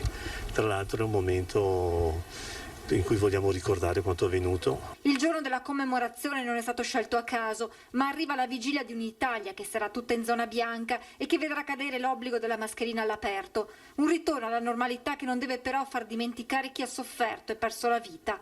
Il dolore della morte per operatori e familiari potrebbe essere il punto di partenza per un senso di speranza e rinascita. Abbiamo deciso tutti con grande passione, con grande voglia proprio per ripartire, di ricominciare da quello che la morte ci ha lasciato. Oggi abbiamo in questo meraviglioso giardino parlato di parole come gratitudine, come futuro, ricordo che però non è solo un ricordo passato ma che è veramente una spinta ad andare avanti. Nelle parole dei familiari degli anziani ospiti, il dolore per non aver potuto accompagnare i loro cari negli ultimi istanti di vita. La cosa più difficile è stata sicuramente il non poter accompagnare in modo adeguato negli ultimi momenti, anche se abbiamo avuto la fortuna di avere un supporto meraviglioso da parte di tutti. Vi ringrazio per averla curata nel migliore dei modi nonostante l'emergenza. Con la gentilezza potrei affrontare tutto, anche la morte. Sono solo alcune delle frasi che compaiono su alcuni bigliettini appesi agli alberi del giardino. Rappresentano quello che vuol dire dare voce alla morte e alla perdita, ma in maniera veramente delicata, leggera e profonda. Sono le parole che gli anziani e i familiari ci hanno donato in questi mesi. Allora, prima di collegarci con il nostro Lorenzo Maier al Lido di Venezia per le anticipazioni sulla mostra del cinema, si guarda già ovviamente alla mostra del cinema, fine agosto, inizio settembre, quindi già in fase di preparazione avanzata, un qualche istante di pubblicità, precedute però dalle previsioni del tempo. A fra poco.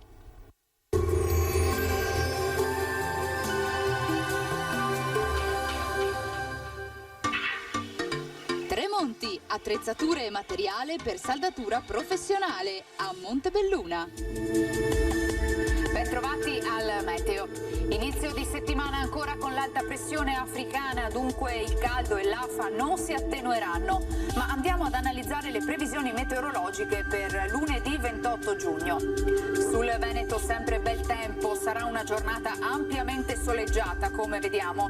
Il cielo si presenterà sereno, sgombro da nubi, al massimo velato, ma non sono attese piogge degne di nota. Temperature calde, roventi, minime tra 19 e 22 gradi, valori massimi compresi invece tra i 30 e i 35 gradi. Ci spostiamo ora sul Friuli Venezia Giulia. Stesso scenario, vedete, tanto sole dappertutto, anche in questo caso qualche nuvoletta ci sarà, ma innocua. Temperature minime tra 18 e 24 gradi, massime sui 32-34 gradi. Infine diamo uno sguardo alla situazione del Trentino Alto Adige. Anche qui sarà soleggiato un po' per tutto l'arco della giornata, senza piogge degne di nota. Temperature minime intorno ai 22 gradi, massime sui 35 gradi all'incirca. Dal meteo di Antena 3 per ora è tutto, grazie per l'attenzione e arrivederci.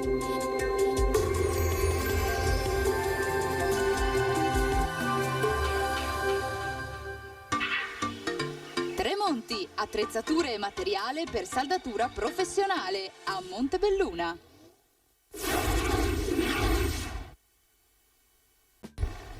Rieccoci in diretta. Allora, come promesso prima della pubblicità ci colleghiamo al telefono del nostro Lorenzo Maier dal Lido di Venezia. Buongiorno Lorenzo. Buongiorno a tutti. Allora, chiaramente al Lido, come sempre, quando ci si avvicina alla fine di agosto, inizio di settembre, la macchina operativa e organizzativa della mostra del cinema è già in moto. Ci sono novità, ci sono conferme rispetto all'anno scorso. Spiegaci un po' come si sta creando il mosaico, componendo il mosaico della mostra del cinema di Venezia 2021. Dunque, il mosaico chiaramente la Biennale sta attendendo i vari protocolli che dovranno essere poi messi in atto e che verranno probabilmente annunciati all'inizio di luglio, con il mese di luglio. Chiaramente l'impostazione sarà come quella dello scorso anno. Si spera di poter comunque allargare un po' le maglie di quelle che saranno poi i vari controlli di organizzazione per permettere una partecipazione di pubblico maggiore. Per esempio per quanto riguarda i red carpet si sta valutando ancora se ci sarà la possibilità di evitare il muro, che era una misura adottata l'anno scorso per impedire gli assembramenti, quindi per dare modo anche alle persone di poter vedere un po' il passaggio aditivi sulla passerella, ma ancora questo non si sa se si potrà comunque allargare un po' l'impostazione di massima. E poi certamente torneranno a far parte del programma della mostra i classici che lo scorso anno vennero ospitati a Bologna, quest'anno torneranno a Venezia, in particolare al Teatro Piccolo dell'Arsenale per uno prologo della mostra, quindi un ritorno a Venezia di questa sezione in presenza chiaramente, e dopodiché è confermato invece l'accesso in prenotazione per garantire un tracciamento. Ecco, quindi il muro, diciamo, del red carpet ancora aleggia, però potrebbe non esserci, è così? Allora, il muro ci sarà, si sta valutando adesso se sarà la possibilità di adottare una forma un po' più flessibile, nel senso che secondo quelli che saranno le disposizioni anche sanitarie che verranno diramate alla fine di agosto, se ci sarà un via libera verrà tolto, però al momento ci sarà. Ricordiamo peraltro che la Mostra del Cinema di Venezia dello scorso anno fu il primo grande evento, diciamo, in tempo di pandemia ad essere realizzato con tutte le ovviamente le restrizioni del caso, ed è stato anche un modello poi seguito nei mesi successivi da altri grandi eventi di questo tipo. È stato un modello a cui molti hanno guardato. Certamente, anche perché l'anno scorso non c'era Cannes, che invece quest'anno tornerà ad essere in presenza e che peraltro solitamente si svolge a maggio e quest'anno invece verrà fatto in luglio, quindi tra pochi giorni. Invece la mostra non ha perso questo appuntamento l'anno scorso, mentre Cannes era stata costretta a rinunciare. Benissimo, grazie a Lorenzo Maier, grazie. Ci sono altre novità, ci sono altre anticipazioni, qualcosa sui film? I film verranno annunciati il lunedì 26 luglio con tutto il programma. Sappiamo che c'è questo grande evento nell'evento mondiale che è Dune, sappiamo del Leone d'Oro alla carriera a Benigni, e sappiamo del presidente Giulio Bongiorno che è stato annunciato ancora a gennaio. Benissimo, grazie a Lorenzo Maier per questi ultimi aggiornamenti dalla Mostra del Cinema di Venezia. Nel frattempo i dati sulle vaccinazioni, ne parlavamo prima col professor Massimo Guerriero, indicano un traguardo importante superato dal Veneto, lo ha reso noto, ma l'avete visto anche, lo vedete anche in sovraimpressione nel report quotidiano e aggiornato delle vaccinazioni, superati nel Veneto le 4 milioni di dosi vaccinali inoculate.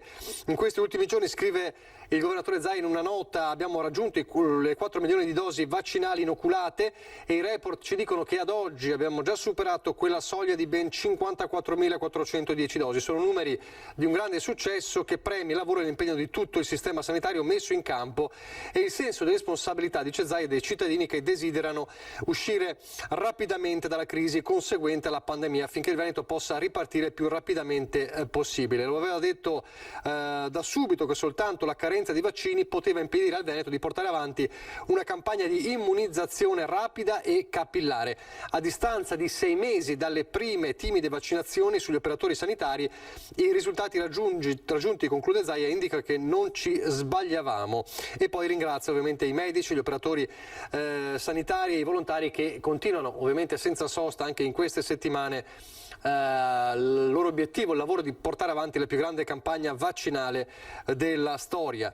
Altra novità importante: da oggi è possibile prenotare ed effettuare le vaccinazioni anti-Covid anche nelle farmacie del territorio che hanno aderito ai progetti regionali e hanno concluso la formazione in ULSS, e qui parliamo della zona di Belluno, dell'ULSS 1, quindi anche l'ULSS 1 si è attrezzata nelle farmacie territoriali per la vaccinazione. Da oggi è possibile effettuare le vaccinazioni anti-Covid in farmacia anche nell'ULSS 1 Dolomiti. E poi c'è l'effetto psicologico del Covid che hanno pagato e stanno pagando soprattutto i ragazzi. Allora, sostenere i ragazzi nella convivenza e aggregazione in questo periodo post-pandemia è l'obiettivo di un progetto pilota avviato dalla parrocchia di Vedelago. Lo scorso autunno un gruppo di cittadini di Vedelago scrive una lettera alla parrocchia evidenziando un disagio giovanile concentrato nel centro del paese e negli spazi parrocchiali. Da qui nasce una riflessione all'interno del Consiglio pastorale che voleva vedere la presenza dei ragazzi non come un problema, bensì come un'occasione per aprire un nuovo progetto educativo. Così, attraverso la collaborazione con gli educatori di strada della cooperativa La S e i volontari del Circolo Noi, è iniziata un'attività di mappatura del territorio per conoscere le compagnie di ragazzi a Vedelago. Il nostro lavoro è quello di andare nei luoghi informali di aggregazione giovanile e entrare in relazione con i ragazzi, costruire dei microprogetti volti al benessere personale. Parallelamente al lavoro con i ragazzi si è attivato un tavolo di confronto con gli adulti, ad unirli un principio comune, quello della tolleranza reciproca, l'occasione per capire quelle che sono le necessità dei giovani e presentarle a chi ha qualche anno in più. È emerso che hanno bisogno di un luogo di aggregazione informale che sia slegato ovviamente dalle altre realtà istituzionali, educative o non, un luogo dove potersi sfogare, giocare e chiacchierare serenamente. I bambini, i ragazzi hanno bisogno di ritrovare forme di aggregazione, un modo di stare insieme informale anche dove coltivare le relazioni, dove vivere il tempo libero che magari hanno a disposizione in maniera serena. Forti sono emerse le esigenze dei ragazzi dopo le restrizioni legate alla pandemia. I giovani sono pervasi da una forte energia, un forte senso di ricrescita, un forte senso di rinascita, di voglia di uscire, di divertirsi. Torniamo a parlare del delitto di Moriago, sarà anche uno dei temi poi del dibattito politico che apriremo fra poco con i nostri ospiti. È un tema ovviamente di dibattito, ne parleremo questa sera anche a Ring con il nostro vice direttore Ferdinando Avarino. Il dibattito che si è aperto sul sostegno ovviamente alla parte sociale, al disagio sociale, al disagio psichico e ai controlli sui malati psichici. In un centro anziani, l'Istituto Costante Gristi Mogliano ha ospitato per anni, per decenni, disabili sia fisici che psichici. E dopo l'omicidio di Moriago, il direttore Giorgio Pavan sottolinea come occorra potenziare le strutture sul territorio e anche la rete di prossimità con le famiglie. È un tema molto delicato. Sentiamo. Da una realtà simbolo come il Gristi Mogliano Veneto, dove si è vissuta giorno dopo giorno nei decenni l'evoluzione del trattamento della malattia mentale, il direttore Giorgio Pavan, a pochi giorni dall'omicidio di Moriago, dà la sua lettura del grande tema della gestione dei soggetti con problematiche psichiche, tornato drammaticamente d'attualità con la morte della 35enne Elisa Campeol. È un problema ovviamente enorme, il GRIS ha avuto un ruolo e questo modello è un modello superato, adesso siamo di fronte alla possibilità di un intervento territoriale, ma in verità siamo di fronte alle domande fondamentali dell'essere umano. Ogni giorno vengono uccise donne da mariti o ex mariti che sembrano tutti normali. Fabrizio Biscaro, omicida reo confesso, è un soggetto con conclamati problemi psichici, ma anche questo, dice Pavan, non è sufficiente a intercettarne la pericolosità. Capire quant'è il momento dell'acting out, cioè del passaggio all'atto, da un punto di vista clinico è davvero molto molto difficile.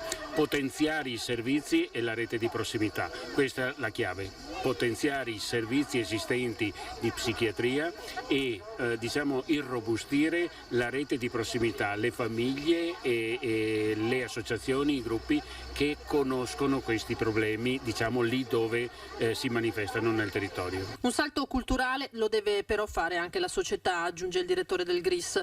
Rivolgersi allo psichiatra non deve essere visto come una macchia, una vergogna. È proprio uno stigma. Chi va in psichiatria o chi va dallo psicologo è matto per definizione e quindi questo è un errore fondamentale legato a uno stereotipo antico ma radicato ancora nella popolazione.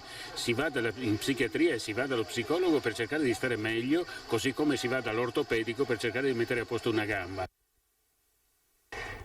Intanto Pieve di Soligo resta scossa evidentemente e inevitabilmente da quanto accaduto, lo ha ricordato prima Daniela Sizia. Oggi il vescovo di Vittorio Veneto andrà a portare conforto alla famiglia di Elisa Campeoli insieme al parroco di Pieve di Soligo, e proprio ieri a Pieve di Soligo si sono disputati i campionati italiani master di atletica sui 5 km e c'è stata evidentemente una dedica speciale proprio per la povera ragazza. Vorrei dedicare questa mia corsa, questo mio record a Elisa, questa ragazza che è morta per 20 pugnalate, mi sembra, mentre stava prendendo il sole. Guarda, io la voglio dedicare a lei questa mia gara con tutto il cuore. Nadia Adandolo, ex azzurra di Campo San Piero, campionessa italiana SF55, dedica alla giovane 35enne barbaramente uccisa sul Piave a Moriago la sua vittoria ai campionati italiani master dei 5 km di corsa su strada a Pieve di Soligo, dove è stata ricordata anche la giovanissima Giulia Marin, ostacolista di Castelfranco Veneto, morta a soli 22 anni per un tumore. Corsa che doveva svolgersi a Ponte di Piave, poi la pandemia ha stravolto i piani. Il Covid ci ha costretto al blocco di tutto. Ponte di Piave poi si è resa disponibile attraverso la Regione Veneto di fare un centro vaccinazioni e quindi quest'anno non poteva permettersi di bloccare le vaccinazioni per noi per fare la gara. La gara l'avevamo già portata a casa perché la FIDAL ce l'aveva assegnata, per cui siamo venuti a Pieve di Soligo. Ringraziamo tra l'altro Pieve di Soligo perché l'accoglienza è stata veramente straordinaria. 350 partecipanti da 14 regioni, 127 società rappresentate, lo sforzo, la soddisfazione, i risultati di questi atleti, ma non solo. Per la nostra amministrazione la vittoria sarebbe proprio quella di vedere questi atleti oggi impegnati ritornare con più calma, con un altro momento, con le famiglie e essere nostri ospiti proprio in questa zona. Siamo venuti per visitare anche la città, unire lo sport alla bellezza della città, conoscere magari cose più particolari, posti nuovi e divertirci. Ci si diverte, conosci tanta gente, è bello. Visiti delle belle città. E bevi un buon prosecco. E bevi un buon prosecco. Tenersi in forma, pensare alla salute prima di tutta la cosa. La salute, abbiamo visto in questi anni, è fondamentale. Poi da lì in poi si può costruire qualcosa sempre a qualunque età. Tra un po' c'è la nostra categoria e lì sono un po' di dolori. E poi è che da grandi si impara a diventare giovani. Un bacio. Il 127 sta tagliando il traguardo. Qualche sorriso in una Pieve di Soligo ovviamente ferita da quanto accaduto in questi giorni. Saluto e ringrazio Gianangelo Boff, buongiorno, Lega. Buongiorno. Commissario provinciale della Lega Treviso. Ringrazio anche Raffaele Freda, Fratelli d'Italia, capogruppo in Consiglio Comunale a Preganzol, buongiorno. Buongiorno a tutti. E saluto e ringrazio Alessandro Bortoluzzi, Partito Democratico, Noi per Conegliano, buongiorno. Buongiorno.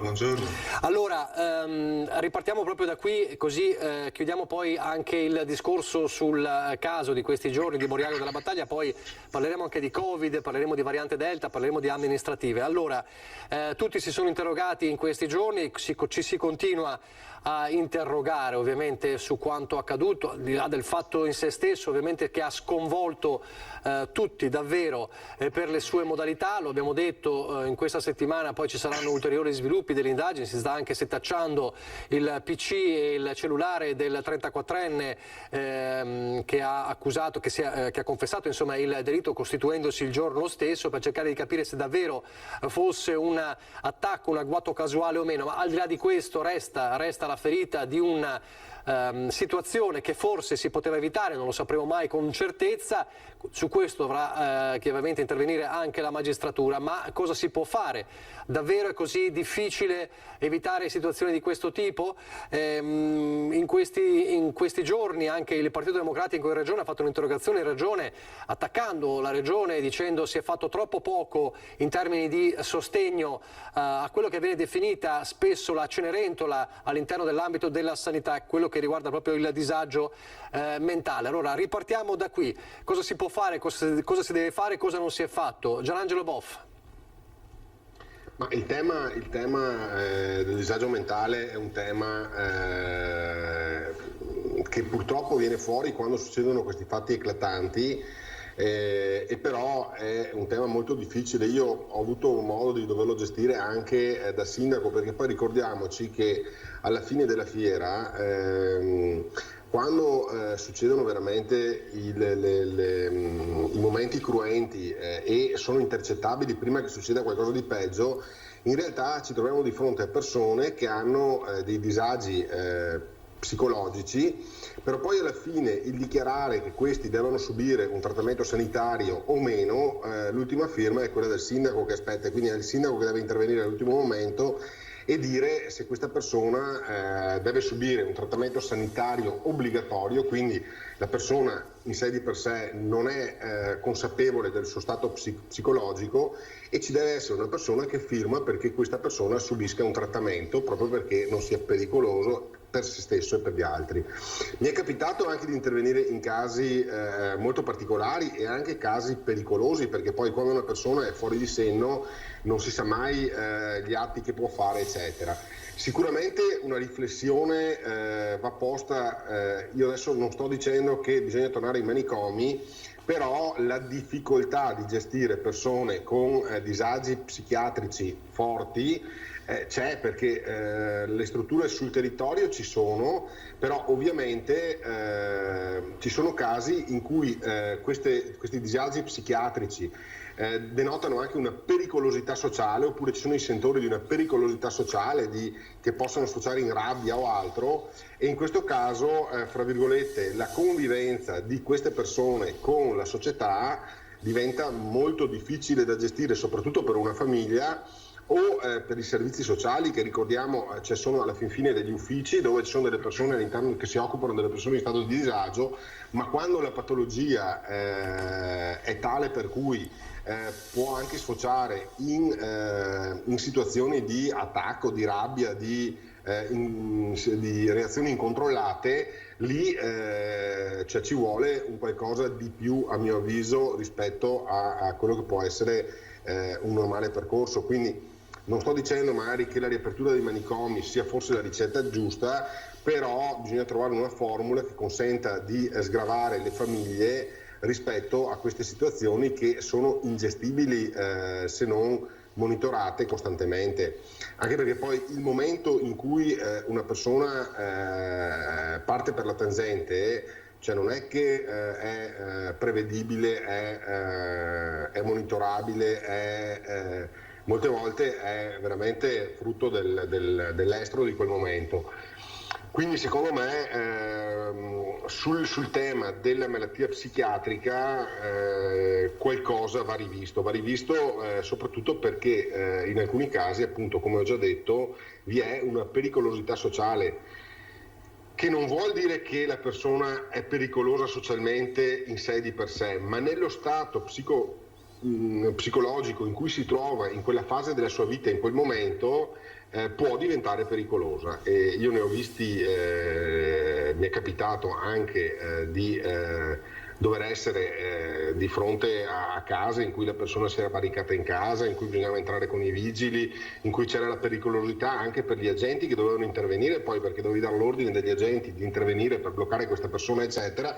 Però anche lì, cioè, se uno comincia ad avere un coltello in mano o altro, non è che sia così semplice mandare dentro gli agenti e dopo magari dover andare a spiegare alle mogli che il marito o la moglie è rimasto sul campo, perché qui il problema è un problema che secondo me va risolto a monte, dice. Va risolto a monte, ma perché forse una volta i manicomi sono arrivati a punti, fra virgolette, in cui chiunque veniva rinchiuso e dentro lì poi non si sapeva più niente, quindi magari nella gestione dei manicomi c'è stata anche qualche situazione o è un po' degenerata, però secondo me averli tolti del tutto si è lasciato comunque un problema che c'era, e il problema è sul campo poi. Bortoluzzi. Ma vedo che affrontiamo un po' questo problema con la testa rivolta all'indietro, stiamo riconsiderando anche, se non ho capito male, delle riforme che ormai hanno più di 30 anni, credo. Io dovrei anche dire una cosa, cioè il tema del modo in cui sono gestite le persone che hanno queste problematiche È un tema piuttosto trascurato si è detto che è la Cenerentola, no, della sanità, insomma la gestione delle persone con questo disagio. Bisogna anche uscire un po' da questo racconto per cui viviamo nel posto in cui le cose si fanno meglio al mondo. Purtroppo bisogna anche dirsi che in Veneto siamo un po' più indietro rispetto a altre regioni. Il tema, per esempio, tutto il tema dell'inserimento lavorativo delle persone svantaggiate è un tema su cui siamo forse molto più indietro di altre regioni italiane. Questa è una regione in cui chi per esempio soffre di difficoltà o di disagi, se viene inserito dal punto di vista lavorativo attraverso dei percorsi sempre piuttosto macchinosi, viene retribuito con 200 euro al mese. E quindi io intanto mi chiedo, stiamo facendo qualcosa per recuperare queste persone? Non stiamo parlando della fase acuta in cui probabilmente serve il trattamento sanitario obbligatorio, ma io sto parlando a monte, quindi queste persone che hanno dei disagi. Facciamo veramente di tutto per cercare di inserirli nella nostra società. Io per esempio trovo scandaloso che dal punto di vista dell'inserimento lavorativo, che sarebbe un momento importante di recupero di queste persone, questi utenti di questi servizi siano costretti a migrare da una parte all'altra, un po' il centro per l'impiego, un po' il LUIS, un po' il comune, e poi, come molto spesso succede, rinunciano perché quello che vada è fuori dalla realtà, perché io ho avuto esperienza di persone con gravi problemi psichiatrici che avevano il proprio lavoro, lavoravano all'interno di aziende, quindi non avevano nessun problema di carattere economico o lavorativo, cioè associare il problema economico o lavorativo al disagio psichiatrico non c'entra assolutamente nulla, e questo lo posso garantire con confermato. Anche perché io dei percorsi per l'inserimento di persone in situazioni di disagio l'ho percorso, e devo dire che nel caso in cui c'è un problema conclamato psichiatrico, anzi il problema lo si aggrava ancora di più, perché logicamente non è quella. Poi il disagio sociale è una cosa, il disagio psichiatrico è un'altra. Forse lei non si è mai imbattuto in una persona con gravi problemi psichiatrici in fase acuta. Facciamo terminare Bortoluzzi. Completamente diverse. No, sono due aspetti dello stesso problema. Poi è evidente che quando ormai la persona non è più in grado di stare nella società e di essere reinserita, è chiaro che poi sì, la cosa va trattata, ma lì è troppo tardi. Io mi sono imbattuto, credo come lei, in tante situazioni in cui ho visto che, per esempio, una situazione di disagio iniziale psichiatrico, non sto parlando di persone svantaggiate dal punto di vista sociale, sto parlando di persone che portano un disagio di questo tipo, se continuiamo a lasciarli ai margini della società, li condanniamo, bene che vada, a qualche manicomio, è evidente che magari prima di entrare nei manicomi che vogliamo riaprire qualcosa possono combinare. Io volevo solo si facesse una riflessione, perché su questi aspetti, e quindi sulla gestione del sociale con questi aspetti, siamo forse un po' più indietro, e negli ultimi anni abbiamo ulteriormente perso terreno. Aspetti un attimo, Boff, voglio sentire anche Freda. Sì, quella di cui trattiamo è sicuramente una questione estremamente complessa. E purtroppo succede che spesso si finisca per guardarsi appunto all'indietro e ripensare all'attualità della legge Basaglia e se le esigenze per le quali fu varata quella legge siano ancora attuali. Io penso che l'esigenza di non ghettizzare, di non rendere dei relitti della società le persone che soffrono di disagi psichici sia un'esigenza ancora estremamente attuale. Tuttavia attaccare strumentalmente la regione dicendo che non è stato fatto abbastanza mi sembra scorretto, mi sembra sbagliato. La cosa va inquadrata in un ambito evidentemente più ampio e la soluzione secondo me che si dovrebbe porre è quella che viene suggerita anche da chi lavora nel campo. Prima al TG abbiamo sentito il direttore del GRIS di Mogliano, il quale sollecitava a rafforzare la rete di prossimità. Rafforzare la rete di prossimità significa rafforzare i servizi sociali degli enti di prossimità, e quindi quello per definizione è il comune. Evidentemente bisogna immaginare di dare più poteri o più risorse ai comuni, perché si tratta sempre di situazioni peculiari, di situazioni particolari in cui, come diceva anche Boff, è importante poi che vi sia la conoscenza da parte di chi deve prendere determinati provvedimenti della situazione nello specifico e nel particolare. Vi lascio una suggestione. Dopo la riforma del Rio abbiamo spolpato le province, svuotandole di ogni genere di potere e praticamente anche della cassa. Magari si potrebbe rivalutare una funzione della provincia anche da quel punto di vista, anche al fine di coordinare le ULS che ci sono nella stessa provincia. Boff, prima stava scuotendo la testa, poi risentiamo Bortoluzzi. Boff. Sì, perché secondo me stiamo ripercorrendo sempre l'errore che diceva a monte proprio il direttore del GRIS. Noi siamo abituati ad associare il problema psichiatrico con il sociale. Il sociale è una cosa, il problema psichiatrico è un'altra cosa. Cioè, mentre da una parte stiamo parlando di disagio sociale, dall'altra parte stiamo parlando di una malattia, cioè che va curata da medici, da persone che... il fatto che l'attuale sistema non funzioni è assolutamente falso, perché io i casi che ho avuto, il CSM faceva il suo lavoro, è intervenuto e queste persone erano in terapia.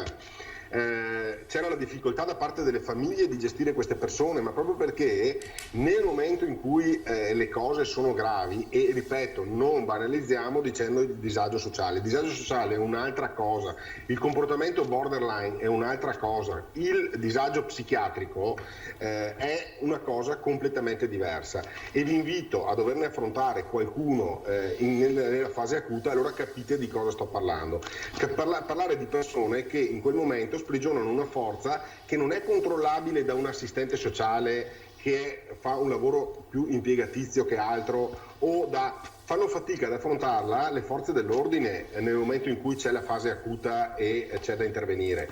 La persona può diventare pericolosa. La stessa persona che diventa pericolosa nel giro di una settimana successiva è la persona più mite del mondo. Quindi io ho visto persone dove siamo stati costretti a intervenire con le forze dell'ordine e il CSM che era lì presente sul posto, cioè che dopo la terza dose di sedativo non riuscivano a placarli, a tenerli fermi per riuscire a condurli poi in ospedale per le cure mediche del caso. Cioè, la gente a volte non si rende conto di cos'è il vero, cioè c'è questa banalizzazione del disagio psichiatrico. Il disagio psichiatrico è una malattia vera e propria, cioè in quel momento la persona non riesci a tenerla sotto controllo, a condurla, cioè anche il percorso lavorativo va benissimo nel disagio sociale, ma io ho avuto modo di intervenire su persone che avevano il proprio lavoro, che avevano la propria professione e a un certo punto sono uscite di nervi, cioè non controllano più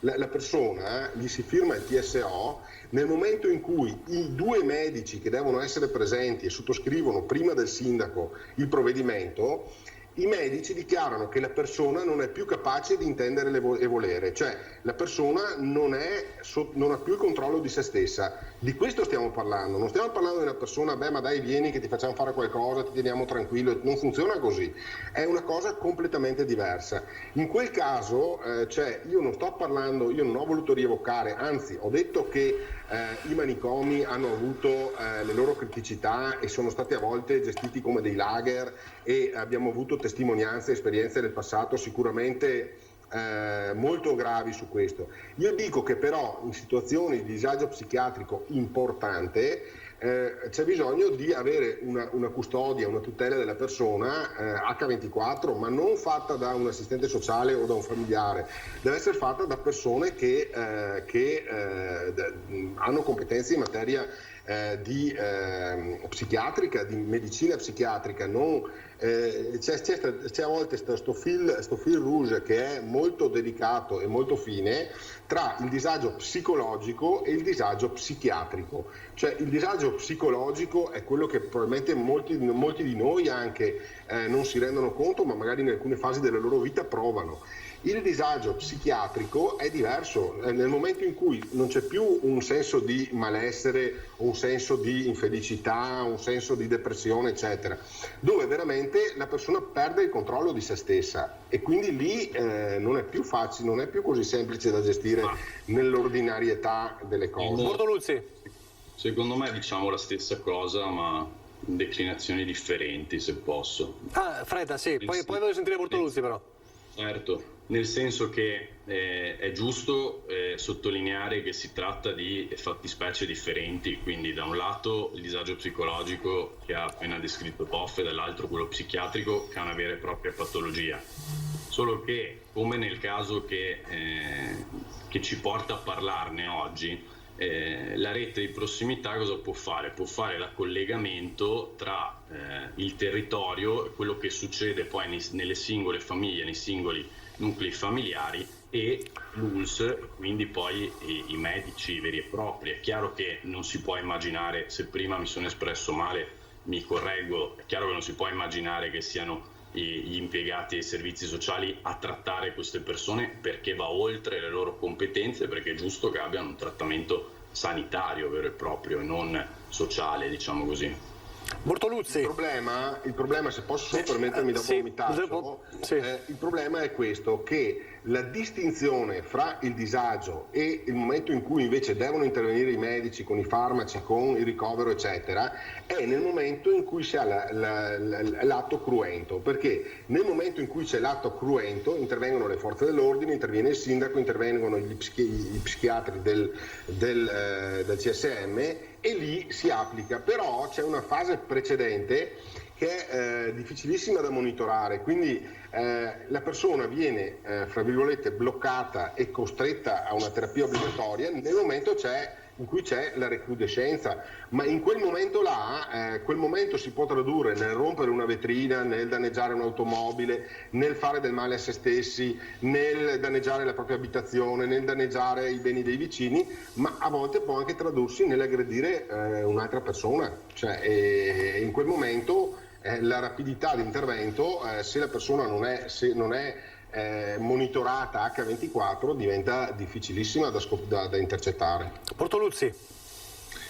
Ma sì, a parte che non ho capito qual è la proposta, se deve essere sempre un esercizio di forza oppure se bisogna mettere le corde più grosse, non ho capito quale sarebbe il termine della proposta di Boff. Lo so benissimo anch'io che quando poi succedono dei fatti eclatanti non ci sono tanti discorsi da fare, bisogna agire, ma lo ha detto in qualche modo anche lui, a me interessa il prima, ci interessa il prima, quello che si può fare. Allora qui quando succedono queste cose poi capiamo che ci sono per esempio dei comuni che hanno dei servizi sociali e queste persone magari sono sconosciute ai servizi sociali. Mi sto riferendo chiaramente al caso che ci occupa oggi e che ci porta a parlare che ha trovato purtroppo un epilogo assolutamente tragico. E ci sono poi anche dei comuni che sono piccoli comuni che i servizi sociali li hanno in maniera molto embrionale, quindi bisogna anche capire che se succede qualcosa magari nella grande città, se i cittadini nella grande città si hanno determinati servizi, mentre non sempre le reti che ci sono tra i comuni più piccoli riescono a fare un buon servizio. Io segnalo queste difficoltà, perché se continuiamo a banalizzare il discorso e dire che quando la persona dà di matto bisogna agire necessariamente con la forza, diciamo una banalità purtroppo tragica, ma che comunque non ci aiuta a risolvere il problema. Io, e lo ripeto, dico che c'è molto da fare per quanto riguarda i servizi sociali, e gestione dei disagi di questo tipo.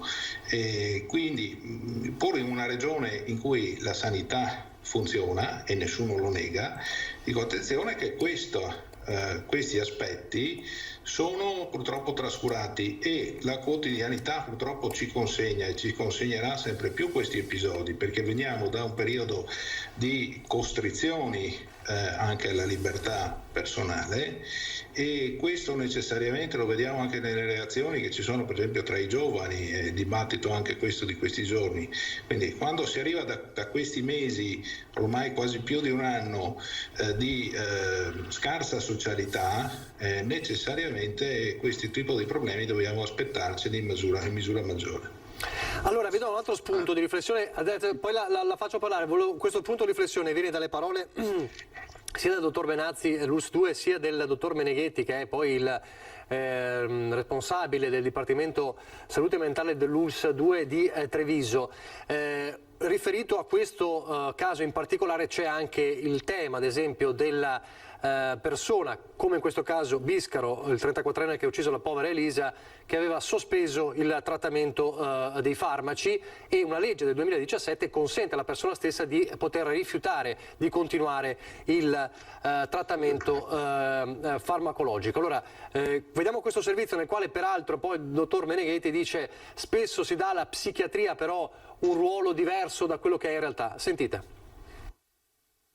Siamo a disposizione ovviamente della procura e del procuratore che vorrà vedere gli atti. L'ULSS 2 è pronta a consegnare le cartelle cliniche di Fabrizio Biscaro alla procura, che intende analizzare il percorso terapeutico seguito dall'uomo, ora in carcere con l'accusa di aver ucciso Elisa Campeol. È chiaro che, come voi sapete benissimo, c'è l'autodeterminazione alla cura, prevede appunto che la persona possa ritornare tranquillamente, se lui lo decide, nella società senza bisogno di essere seguito. Quindi abbiamo avuto questa dicotomia tra il fatto della dismissione sostanzialmente e non più utilizzo dei farmaci, che potrebbe aver portato evidentemente agli eventi che si sono succeduti. Quello dell'autodeterminazione dei pazienti è un principio raggiunto di recente con la legge 219 del 2017. Se non in casi eccezionali, e qui mi riferisco alle motivazioni per cui si può ricorrere a un trattamento sanitario obbligatorio, vige la libertà della cura e il consenso alla cura nel nostro caso è un consenso che va continuamente ricercato e condiviso con la persona. Nel corso del tempo le richieste di aiuto giunte ai servizi di salute mentale sono aumentate in modo considerevole. I nostri servizi di salute mentale sono sommersi da una quantità di domanda veramente importante alla quale stiamo facendo fatica a dare delle risposte. A pesare la carenza di specialisti. Io sono a Treviso da 2 anni, è stato fatto di tutto e di più, dai concorsi a tempo determinato, a tempo indeterminato, ci sono pochissimi psichiatri, la sofferenza del nostro dipartimento è la sofferenza di molti altri dipartimenti. Fondamentale per Meneghetti chiarire quello che è il ruolo della psichiatria. Stiamo attraversando un periodo nel quale rischia di prevalere l'attribuzione forte alla psichiatria di una funzione di controllo sociale. Questo va detto, la psichiatria ha invece una preminente funzione di cura, di prevenzione, di promozione della salute mentale. Boff. Il centro, guarda, Benazzi e il dottor Meneghetti hanno fatto il focus preciso. Allora, c'è un aspetto di carattere giuridico e un aspetto di carattere sanitario. Allora, nell'aspetto di carattere giuridico siamo sempre di fronte all'eterno dilemma quanto prevale la libertà dell'individuo sull'interesse generale. Quindi quello che c'è da vedere giuridicamente, come dicono, cioè uno può permettersi di interrompere le terapie e nessuno gli può dire nulla. Qui secondo me c'è il vulnus. Il vulnus è che nel momento in cui ci sono psichiatri che ravvisano che quella persona necessita di quella terapia perché potrebbe avere anche una pericolosità sociale, a quel punto ci deve essere una costrizione alla terapia o a determinati trattamenti sanitari, ancora prima che sfoci e questo è un problema del carattere giuridico, perché è ovvio, quando tu ti trovi davanti a una persona che diverse volte nel tempo dimostra comportamenti che sono potrebbero diventare pericolosi. È ovvio che prima che un magistrato ti firmi il fatto che questo subisca uno trattamento sanitario obbligatorio, è molto prevalente l'interesse alla libertà della persona, e quindi deve essere veramente un fatto eclatante perché una persona venga inibita della propria libertà personale, e qui logicamente è un vulnus. L'altro aspetto, che è quello sanitario legato alla psichiatria, cioè è quello che dobbiamo anche fare un salto culturale. Prima diceva uno, perché va dallo psichiatra o fa delle cure psichiatriche è un matto. Non è vero, cioè secondo me ci vuole una presa di consapevolezza da parte delle persone, soprattutto in questa fase, ma anche delle persone normali, che quando hanno un problema o sentono un disagio o sentono che i nervi non gli tengono più, perché succedono queste cose qua nelle fasi della vita della persona, non bisogna vergognarsi di rivolgersi a uno specialista, a uno psichiatra, perché molte volte questo intervento di professionisti che si occupano della psiche di una persona a volte risolvono anche problemi latenti da decenni, che improvvisamente, sistemata la persona a livello psicologico e psichiatrico, perché a volte i problemi possono essere quelli grandissimi, ma a volte possono essere anche dei piccoli disagi che hanno bisogno di terapia, hanno bisogno di cura, hanno bisogno di essere risolti. È come una chiave, una toppa in cui sono provate diverse chiavi, ma finché non si inserisce la chiave giusta, la porta non si apre,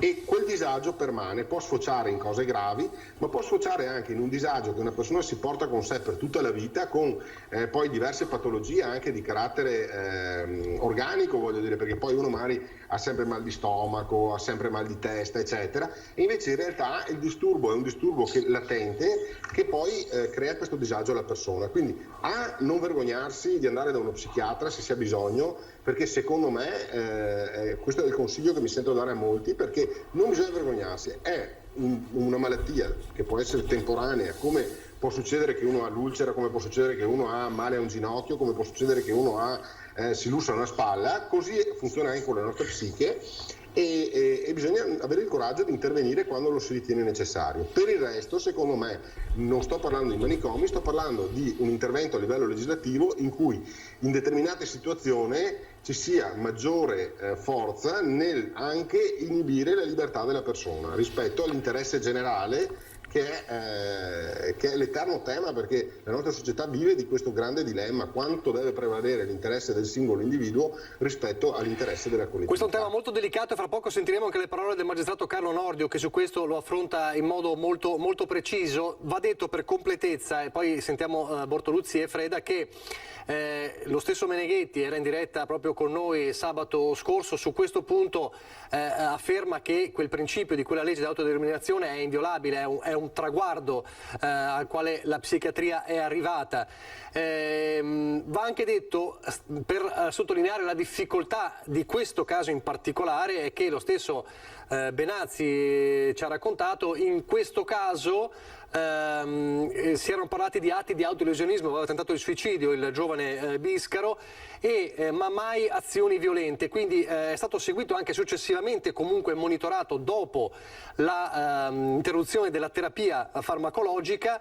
Però è stato un atto, diceva Benazzi, davvero impensato, perché solitamente, almeno in psichiatria, chi compie atti di autolesionismo difficilmente si trasforma in un aggressore verso gli altri, e in questo caso è accaduto. Quindi, tanto per capire anche la difficoltà di questo caso in particolare. Bortoluzzi. Sì, volevo dire a Boff che i due interlocutori che abbiamo sentito poco fa non è che criticavano quel principio. È un principio sacrosanto, ma ci mancherebbe altro. Quindi di tutta questa materia quello che non serve probabilmente è l'ennesimo provvedimento legislativo.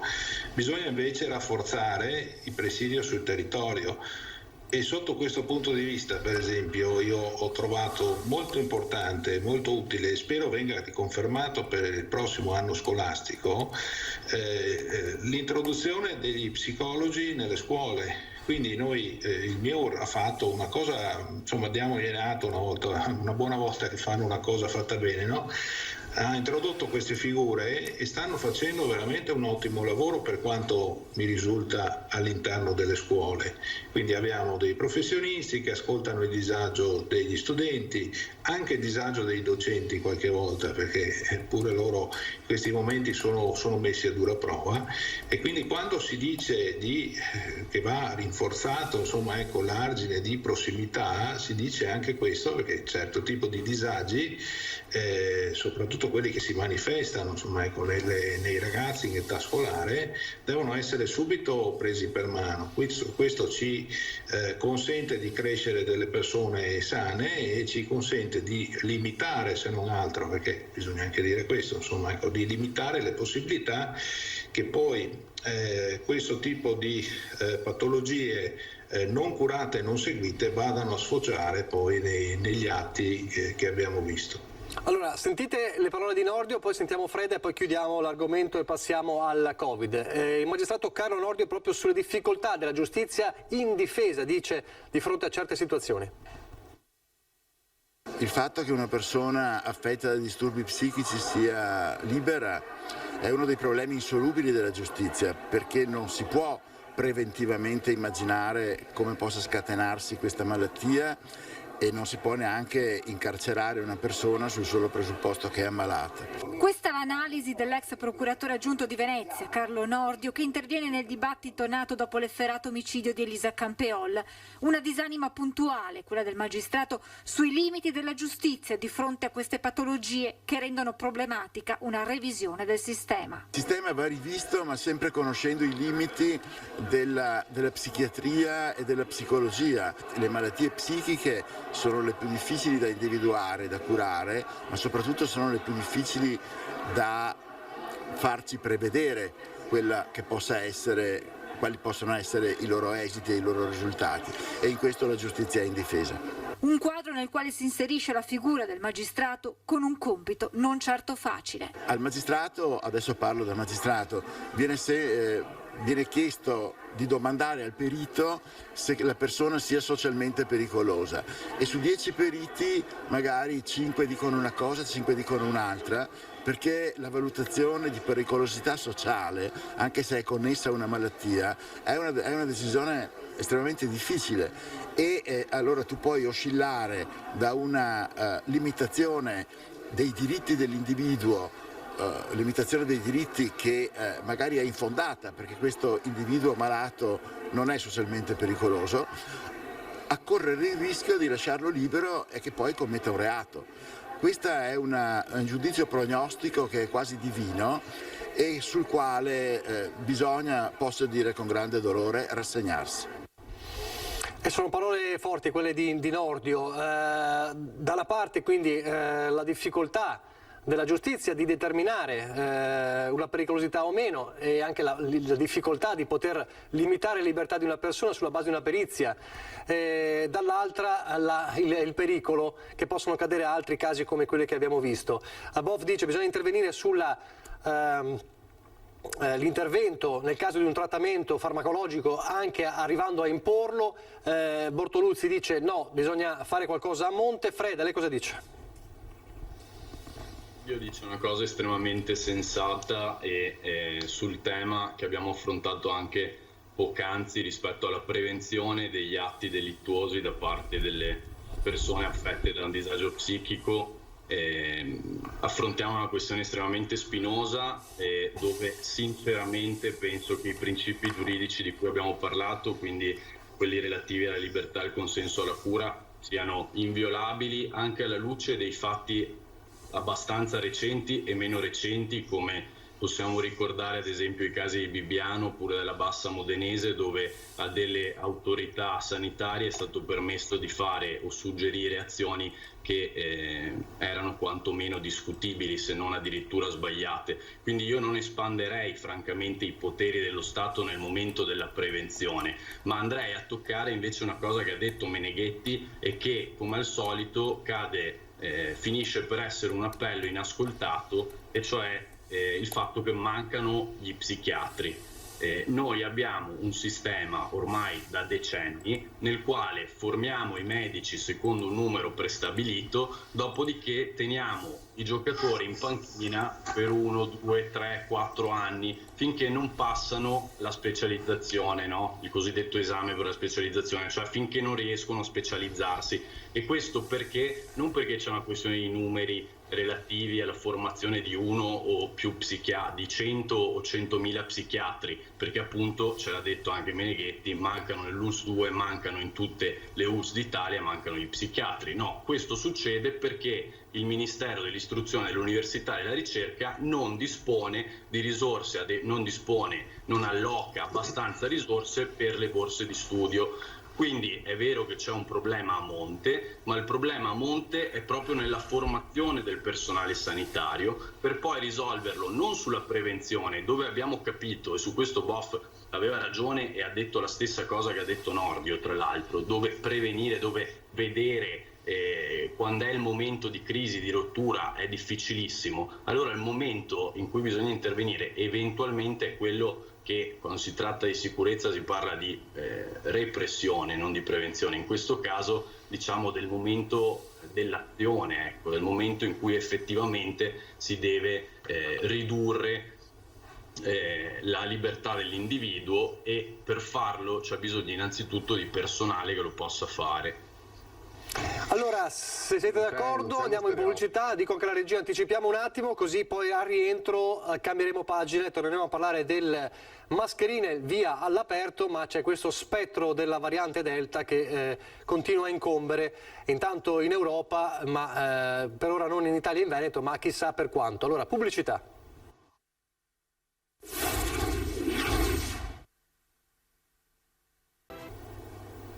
Rieccoci in diretta, torniamo a parlare della variante Delta e del primo giorno senza l'obbligo delle mascherine all'aperto. Abbiamo visto che in Campania invece De Luca ha deciso di prolungare fino al 31 di luglio per il sottosegretario Sileri eccesso di prudenza, però c'è questa variante Delta, preoccupa in Europa, meno in Italia, l'abbiamo visto con le slide del professor Massimo Guerriero poco fa, meno in Italia, meno ovviamente in Veneto.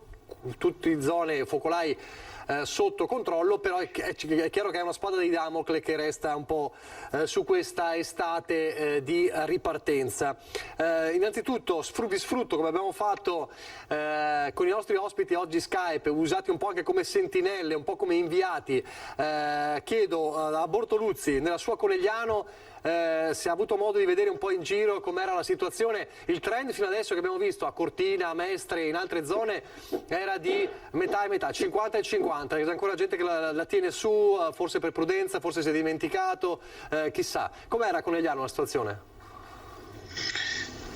Ma io sì, sono arrivato questa mattina e devo dire che ho visto tanto le persone molto sollevate da poter girare all'aria aperta. Penso anche a tutte le persone, per esempio, che in qualche maniera devono fare anche dell'attività fisica per lavoro, quindi credo che sia una cosa positiva quella che sta succedendo.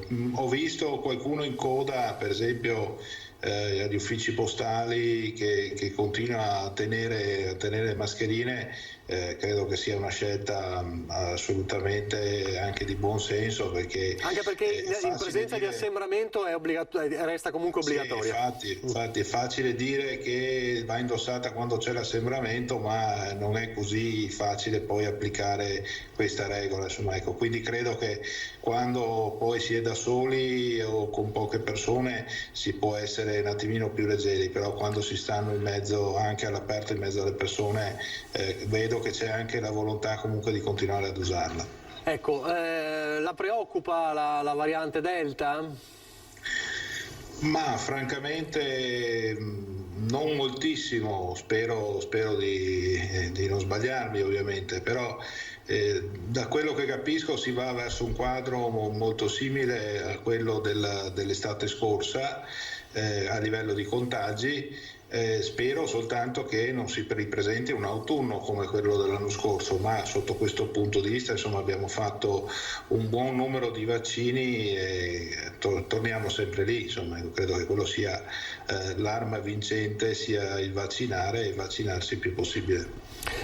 Boff, nel suo osservatorio di Tarzo, allora com'era la situazione stamattina? Si è avuto modo di vedere e un po' insomma questo via libera frenato però da questo timore per la variante Delta. Ma ne va poi della salute di ogni singolo individuo, per cui secondo me il margine di prudenzialità è sempre un atteggiamento più proprio, perché voglio dire, uno tutela poi la propria salute, quindi ben venga che all'aperto non ci sia più la mascherina. Ovviamente nel momento in cui ci si trova in situazioni di affollamento eccetera è opportuno portarla, perché ricordiamo, adesso non sappiamo ancora questa variante Delta che effetti potrà avere, anche perché bisogna vedere quanto la copertura vaccinale poi copre rispetto anche a questa nuova variante. Se la copertura vaccinale dà un buon risultato anche rispetto alla variante Delta, allora probabilmente la situazione andrà sicuramente migliorando. Sull'aspetto della mascherina non la vedrei proprio come il nemico numero uno. Ricordiamoci, se vi ricordate, ancora prima del Covid noi vedevamo i filmati della Cina, dei paesi orientali, dove la gente abitualmente nello smog, nelle città, portava la mascherina a prescindere dal Covid.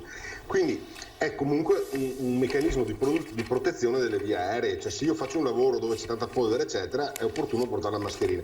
Stessa cosa è qui, diciamo, se io vado in luoghi molto affollati eccetera, dove può esserci il Covid, ma possono esserci anche tutta una serie di altri virus, batteri che girano eccetera, cioè portare la mascherina, se proprio non è caldissimo, se non è un sacrificio immane, uno alla fine protegge se stesso, non è che faccia danno a nessuno, insomma, quindi direi di affrontare la cosa con molta senza il fatto che sia un obbligo metterla e quindi una rivoluzione toglierla. Io direi adesso la fase epidemiologica non ci impone più l'obbligo di portarla, ma non deve essere una rivoluzione, cioè se siamo in luoghi affollati, se siamo in luoghi dove c'è tanta gente eccetera, tenerla è una forma di autotutela, una forma di tutela della sanità pubblica. Freda, chiudiamo il giro anche degli osservatori dalla provincia di Treviso. Preganziol, cosa ha visto oggi?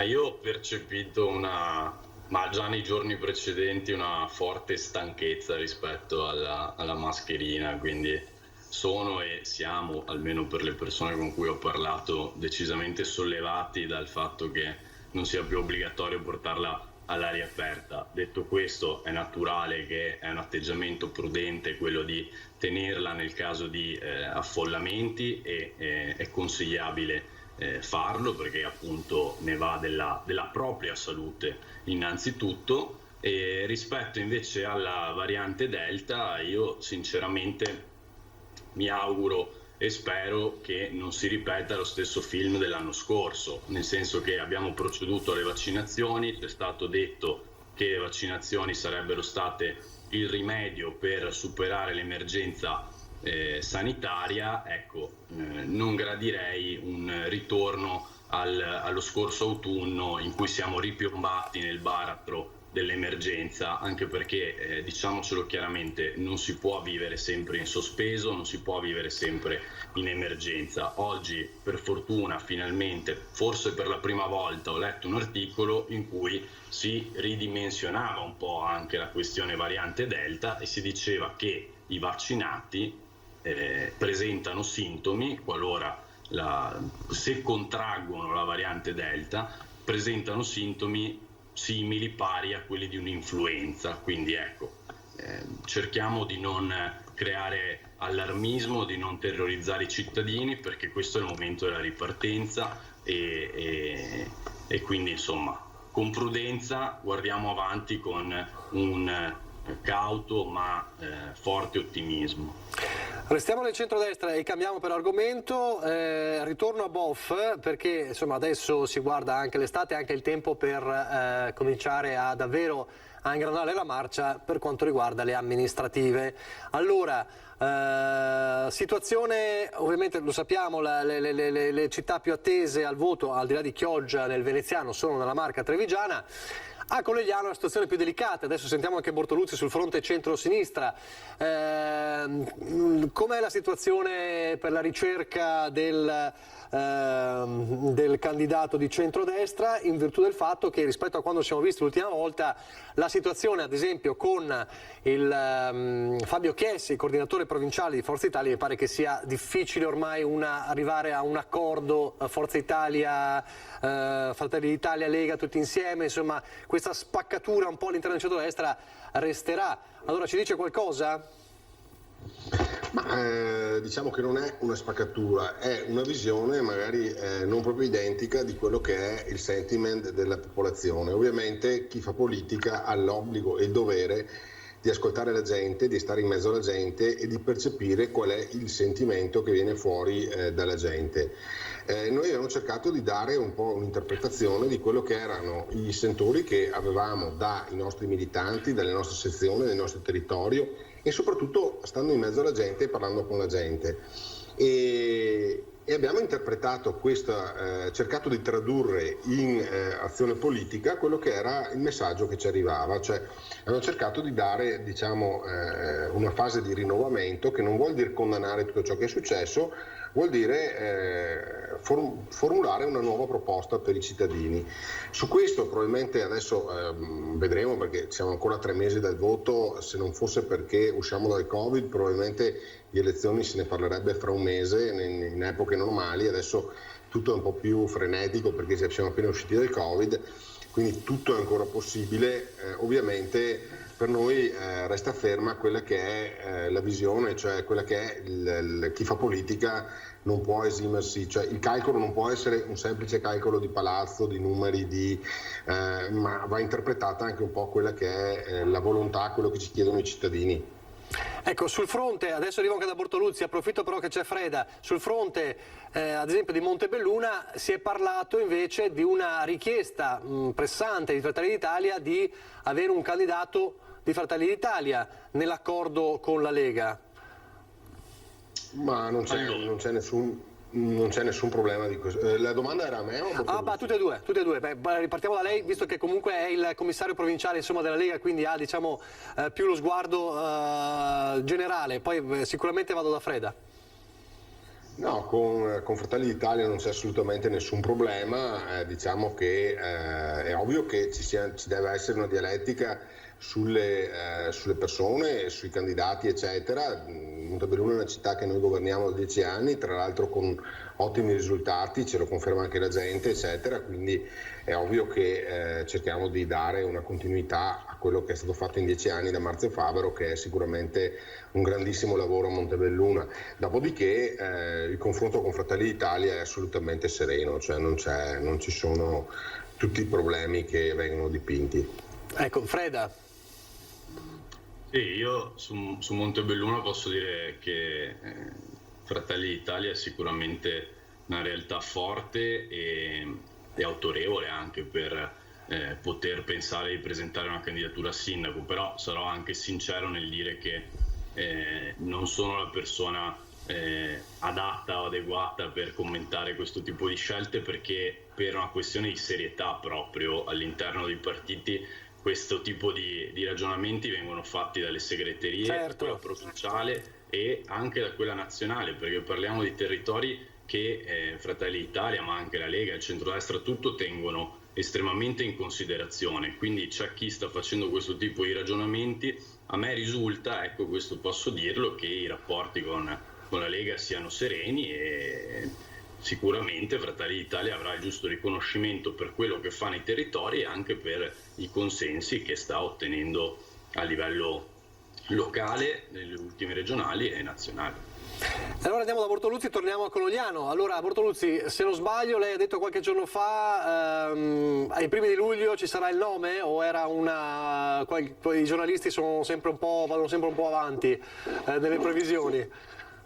Voi giornalisti siete sempre più avanti di noi per definizione, quindi insomma sì, adesso nella prima quindicina di luglio, via, non diamoci proprio gli ultimatum stretti, noi faremo il nostro nome e abbiamo almeno 3 candidature, tutte e 3 direi ottime candidature su cui stiamo ragionando in questi giorni per capire chi è la persona che meglio può interpretare questo desiderio di cambiamento di cui vedo si è resa persuasa anche la Lega, che pure venendo dall'amministrazione uscente, che non ha fatto assolutamente bene, Montebelluna non lo so, però a Conegliano possiamo dire assolutamente che non ha fatto bene, tant'è che anche una componente di questa amministrazione come la Lega si è resa conto che bisognava un po' dare una rimescolata di carte. Il tema è quello del cambiamento, lo era già nel 2017 e i cittadini hanno ritenuto così di vedere quella che era un'esigenza già allora di cambiamento della persona di Fabio Chies, poi evidentemente le cose sono andate diversamente. La città deve cambiare profondamente perché è una città in grande difficoltà purtroppo, non solo sui temi che sono cari magari insomma a certe parti politiche come la sicurezza e via dicendo, quanto piuttosto è una città che ha perso attrattività, e questo mi dispiace molto perché io voglio che la mia città si faccia conoscere per le cose positive e non per qualche episodio che è successo troppo di frequente anche negli ultimi tempi. Non so se Boff voleva replicare a quella così alla provocazione, ma di fatto insomma lui sostanzialmente Bortoluzzi dice il comune è caduto anche perché insomma c'era un problema e dice Conegliano non è stata governata bene. Boff. Allora, il giudizio sull'azione negativa dell'amministrazione coneglianese lo trovo ingiusto. Ovvio, su Montebelluna abbiamo un gradimento molto superiore, però non si può dire che l'amministrazione a Conegliano sia stata negativa. Più che altro i problemi che si sono creati poi all'interno della maggioranza, eccetera, denotano fondamentalmente una sedimentazione e una necessità di partire con un progetto nuovo, con qualcosa che dia quello slancio a chi poi va a interpretare l'azione politico-amministrativa all'interno del Consiglio Comunale, dia quello slancio di un nuovo progetto, di una nuova idea, di un qualcosa che leghi. Questo è quello che noi, la nostra visione, quello che noi abbiamo interpretato, e dopo ovviamente la politica è fatta di questo, di raccogliere quelle che sono le istanze dei cittadini, cercare di tradurle, di concretizzarle poi nella proposta politica e poi vedere se i cittadini ti danno ragione o meno. Noi siamo fiduciosi di aver interpretato la strada giusta e siamo anche fiduciosi nel cercare di far comprendere anche ai nostri alleati che non è una questione di critica personale verso l'uno o verso l'altro, che sarebbe assolutamente ingenerosa e anche, fra virgolette, impropria.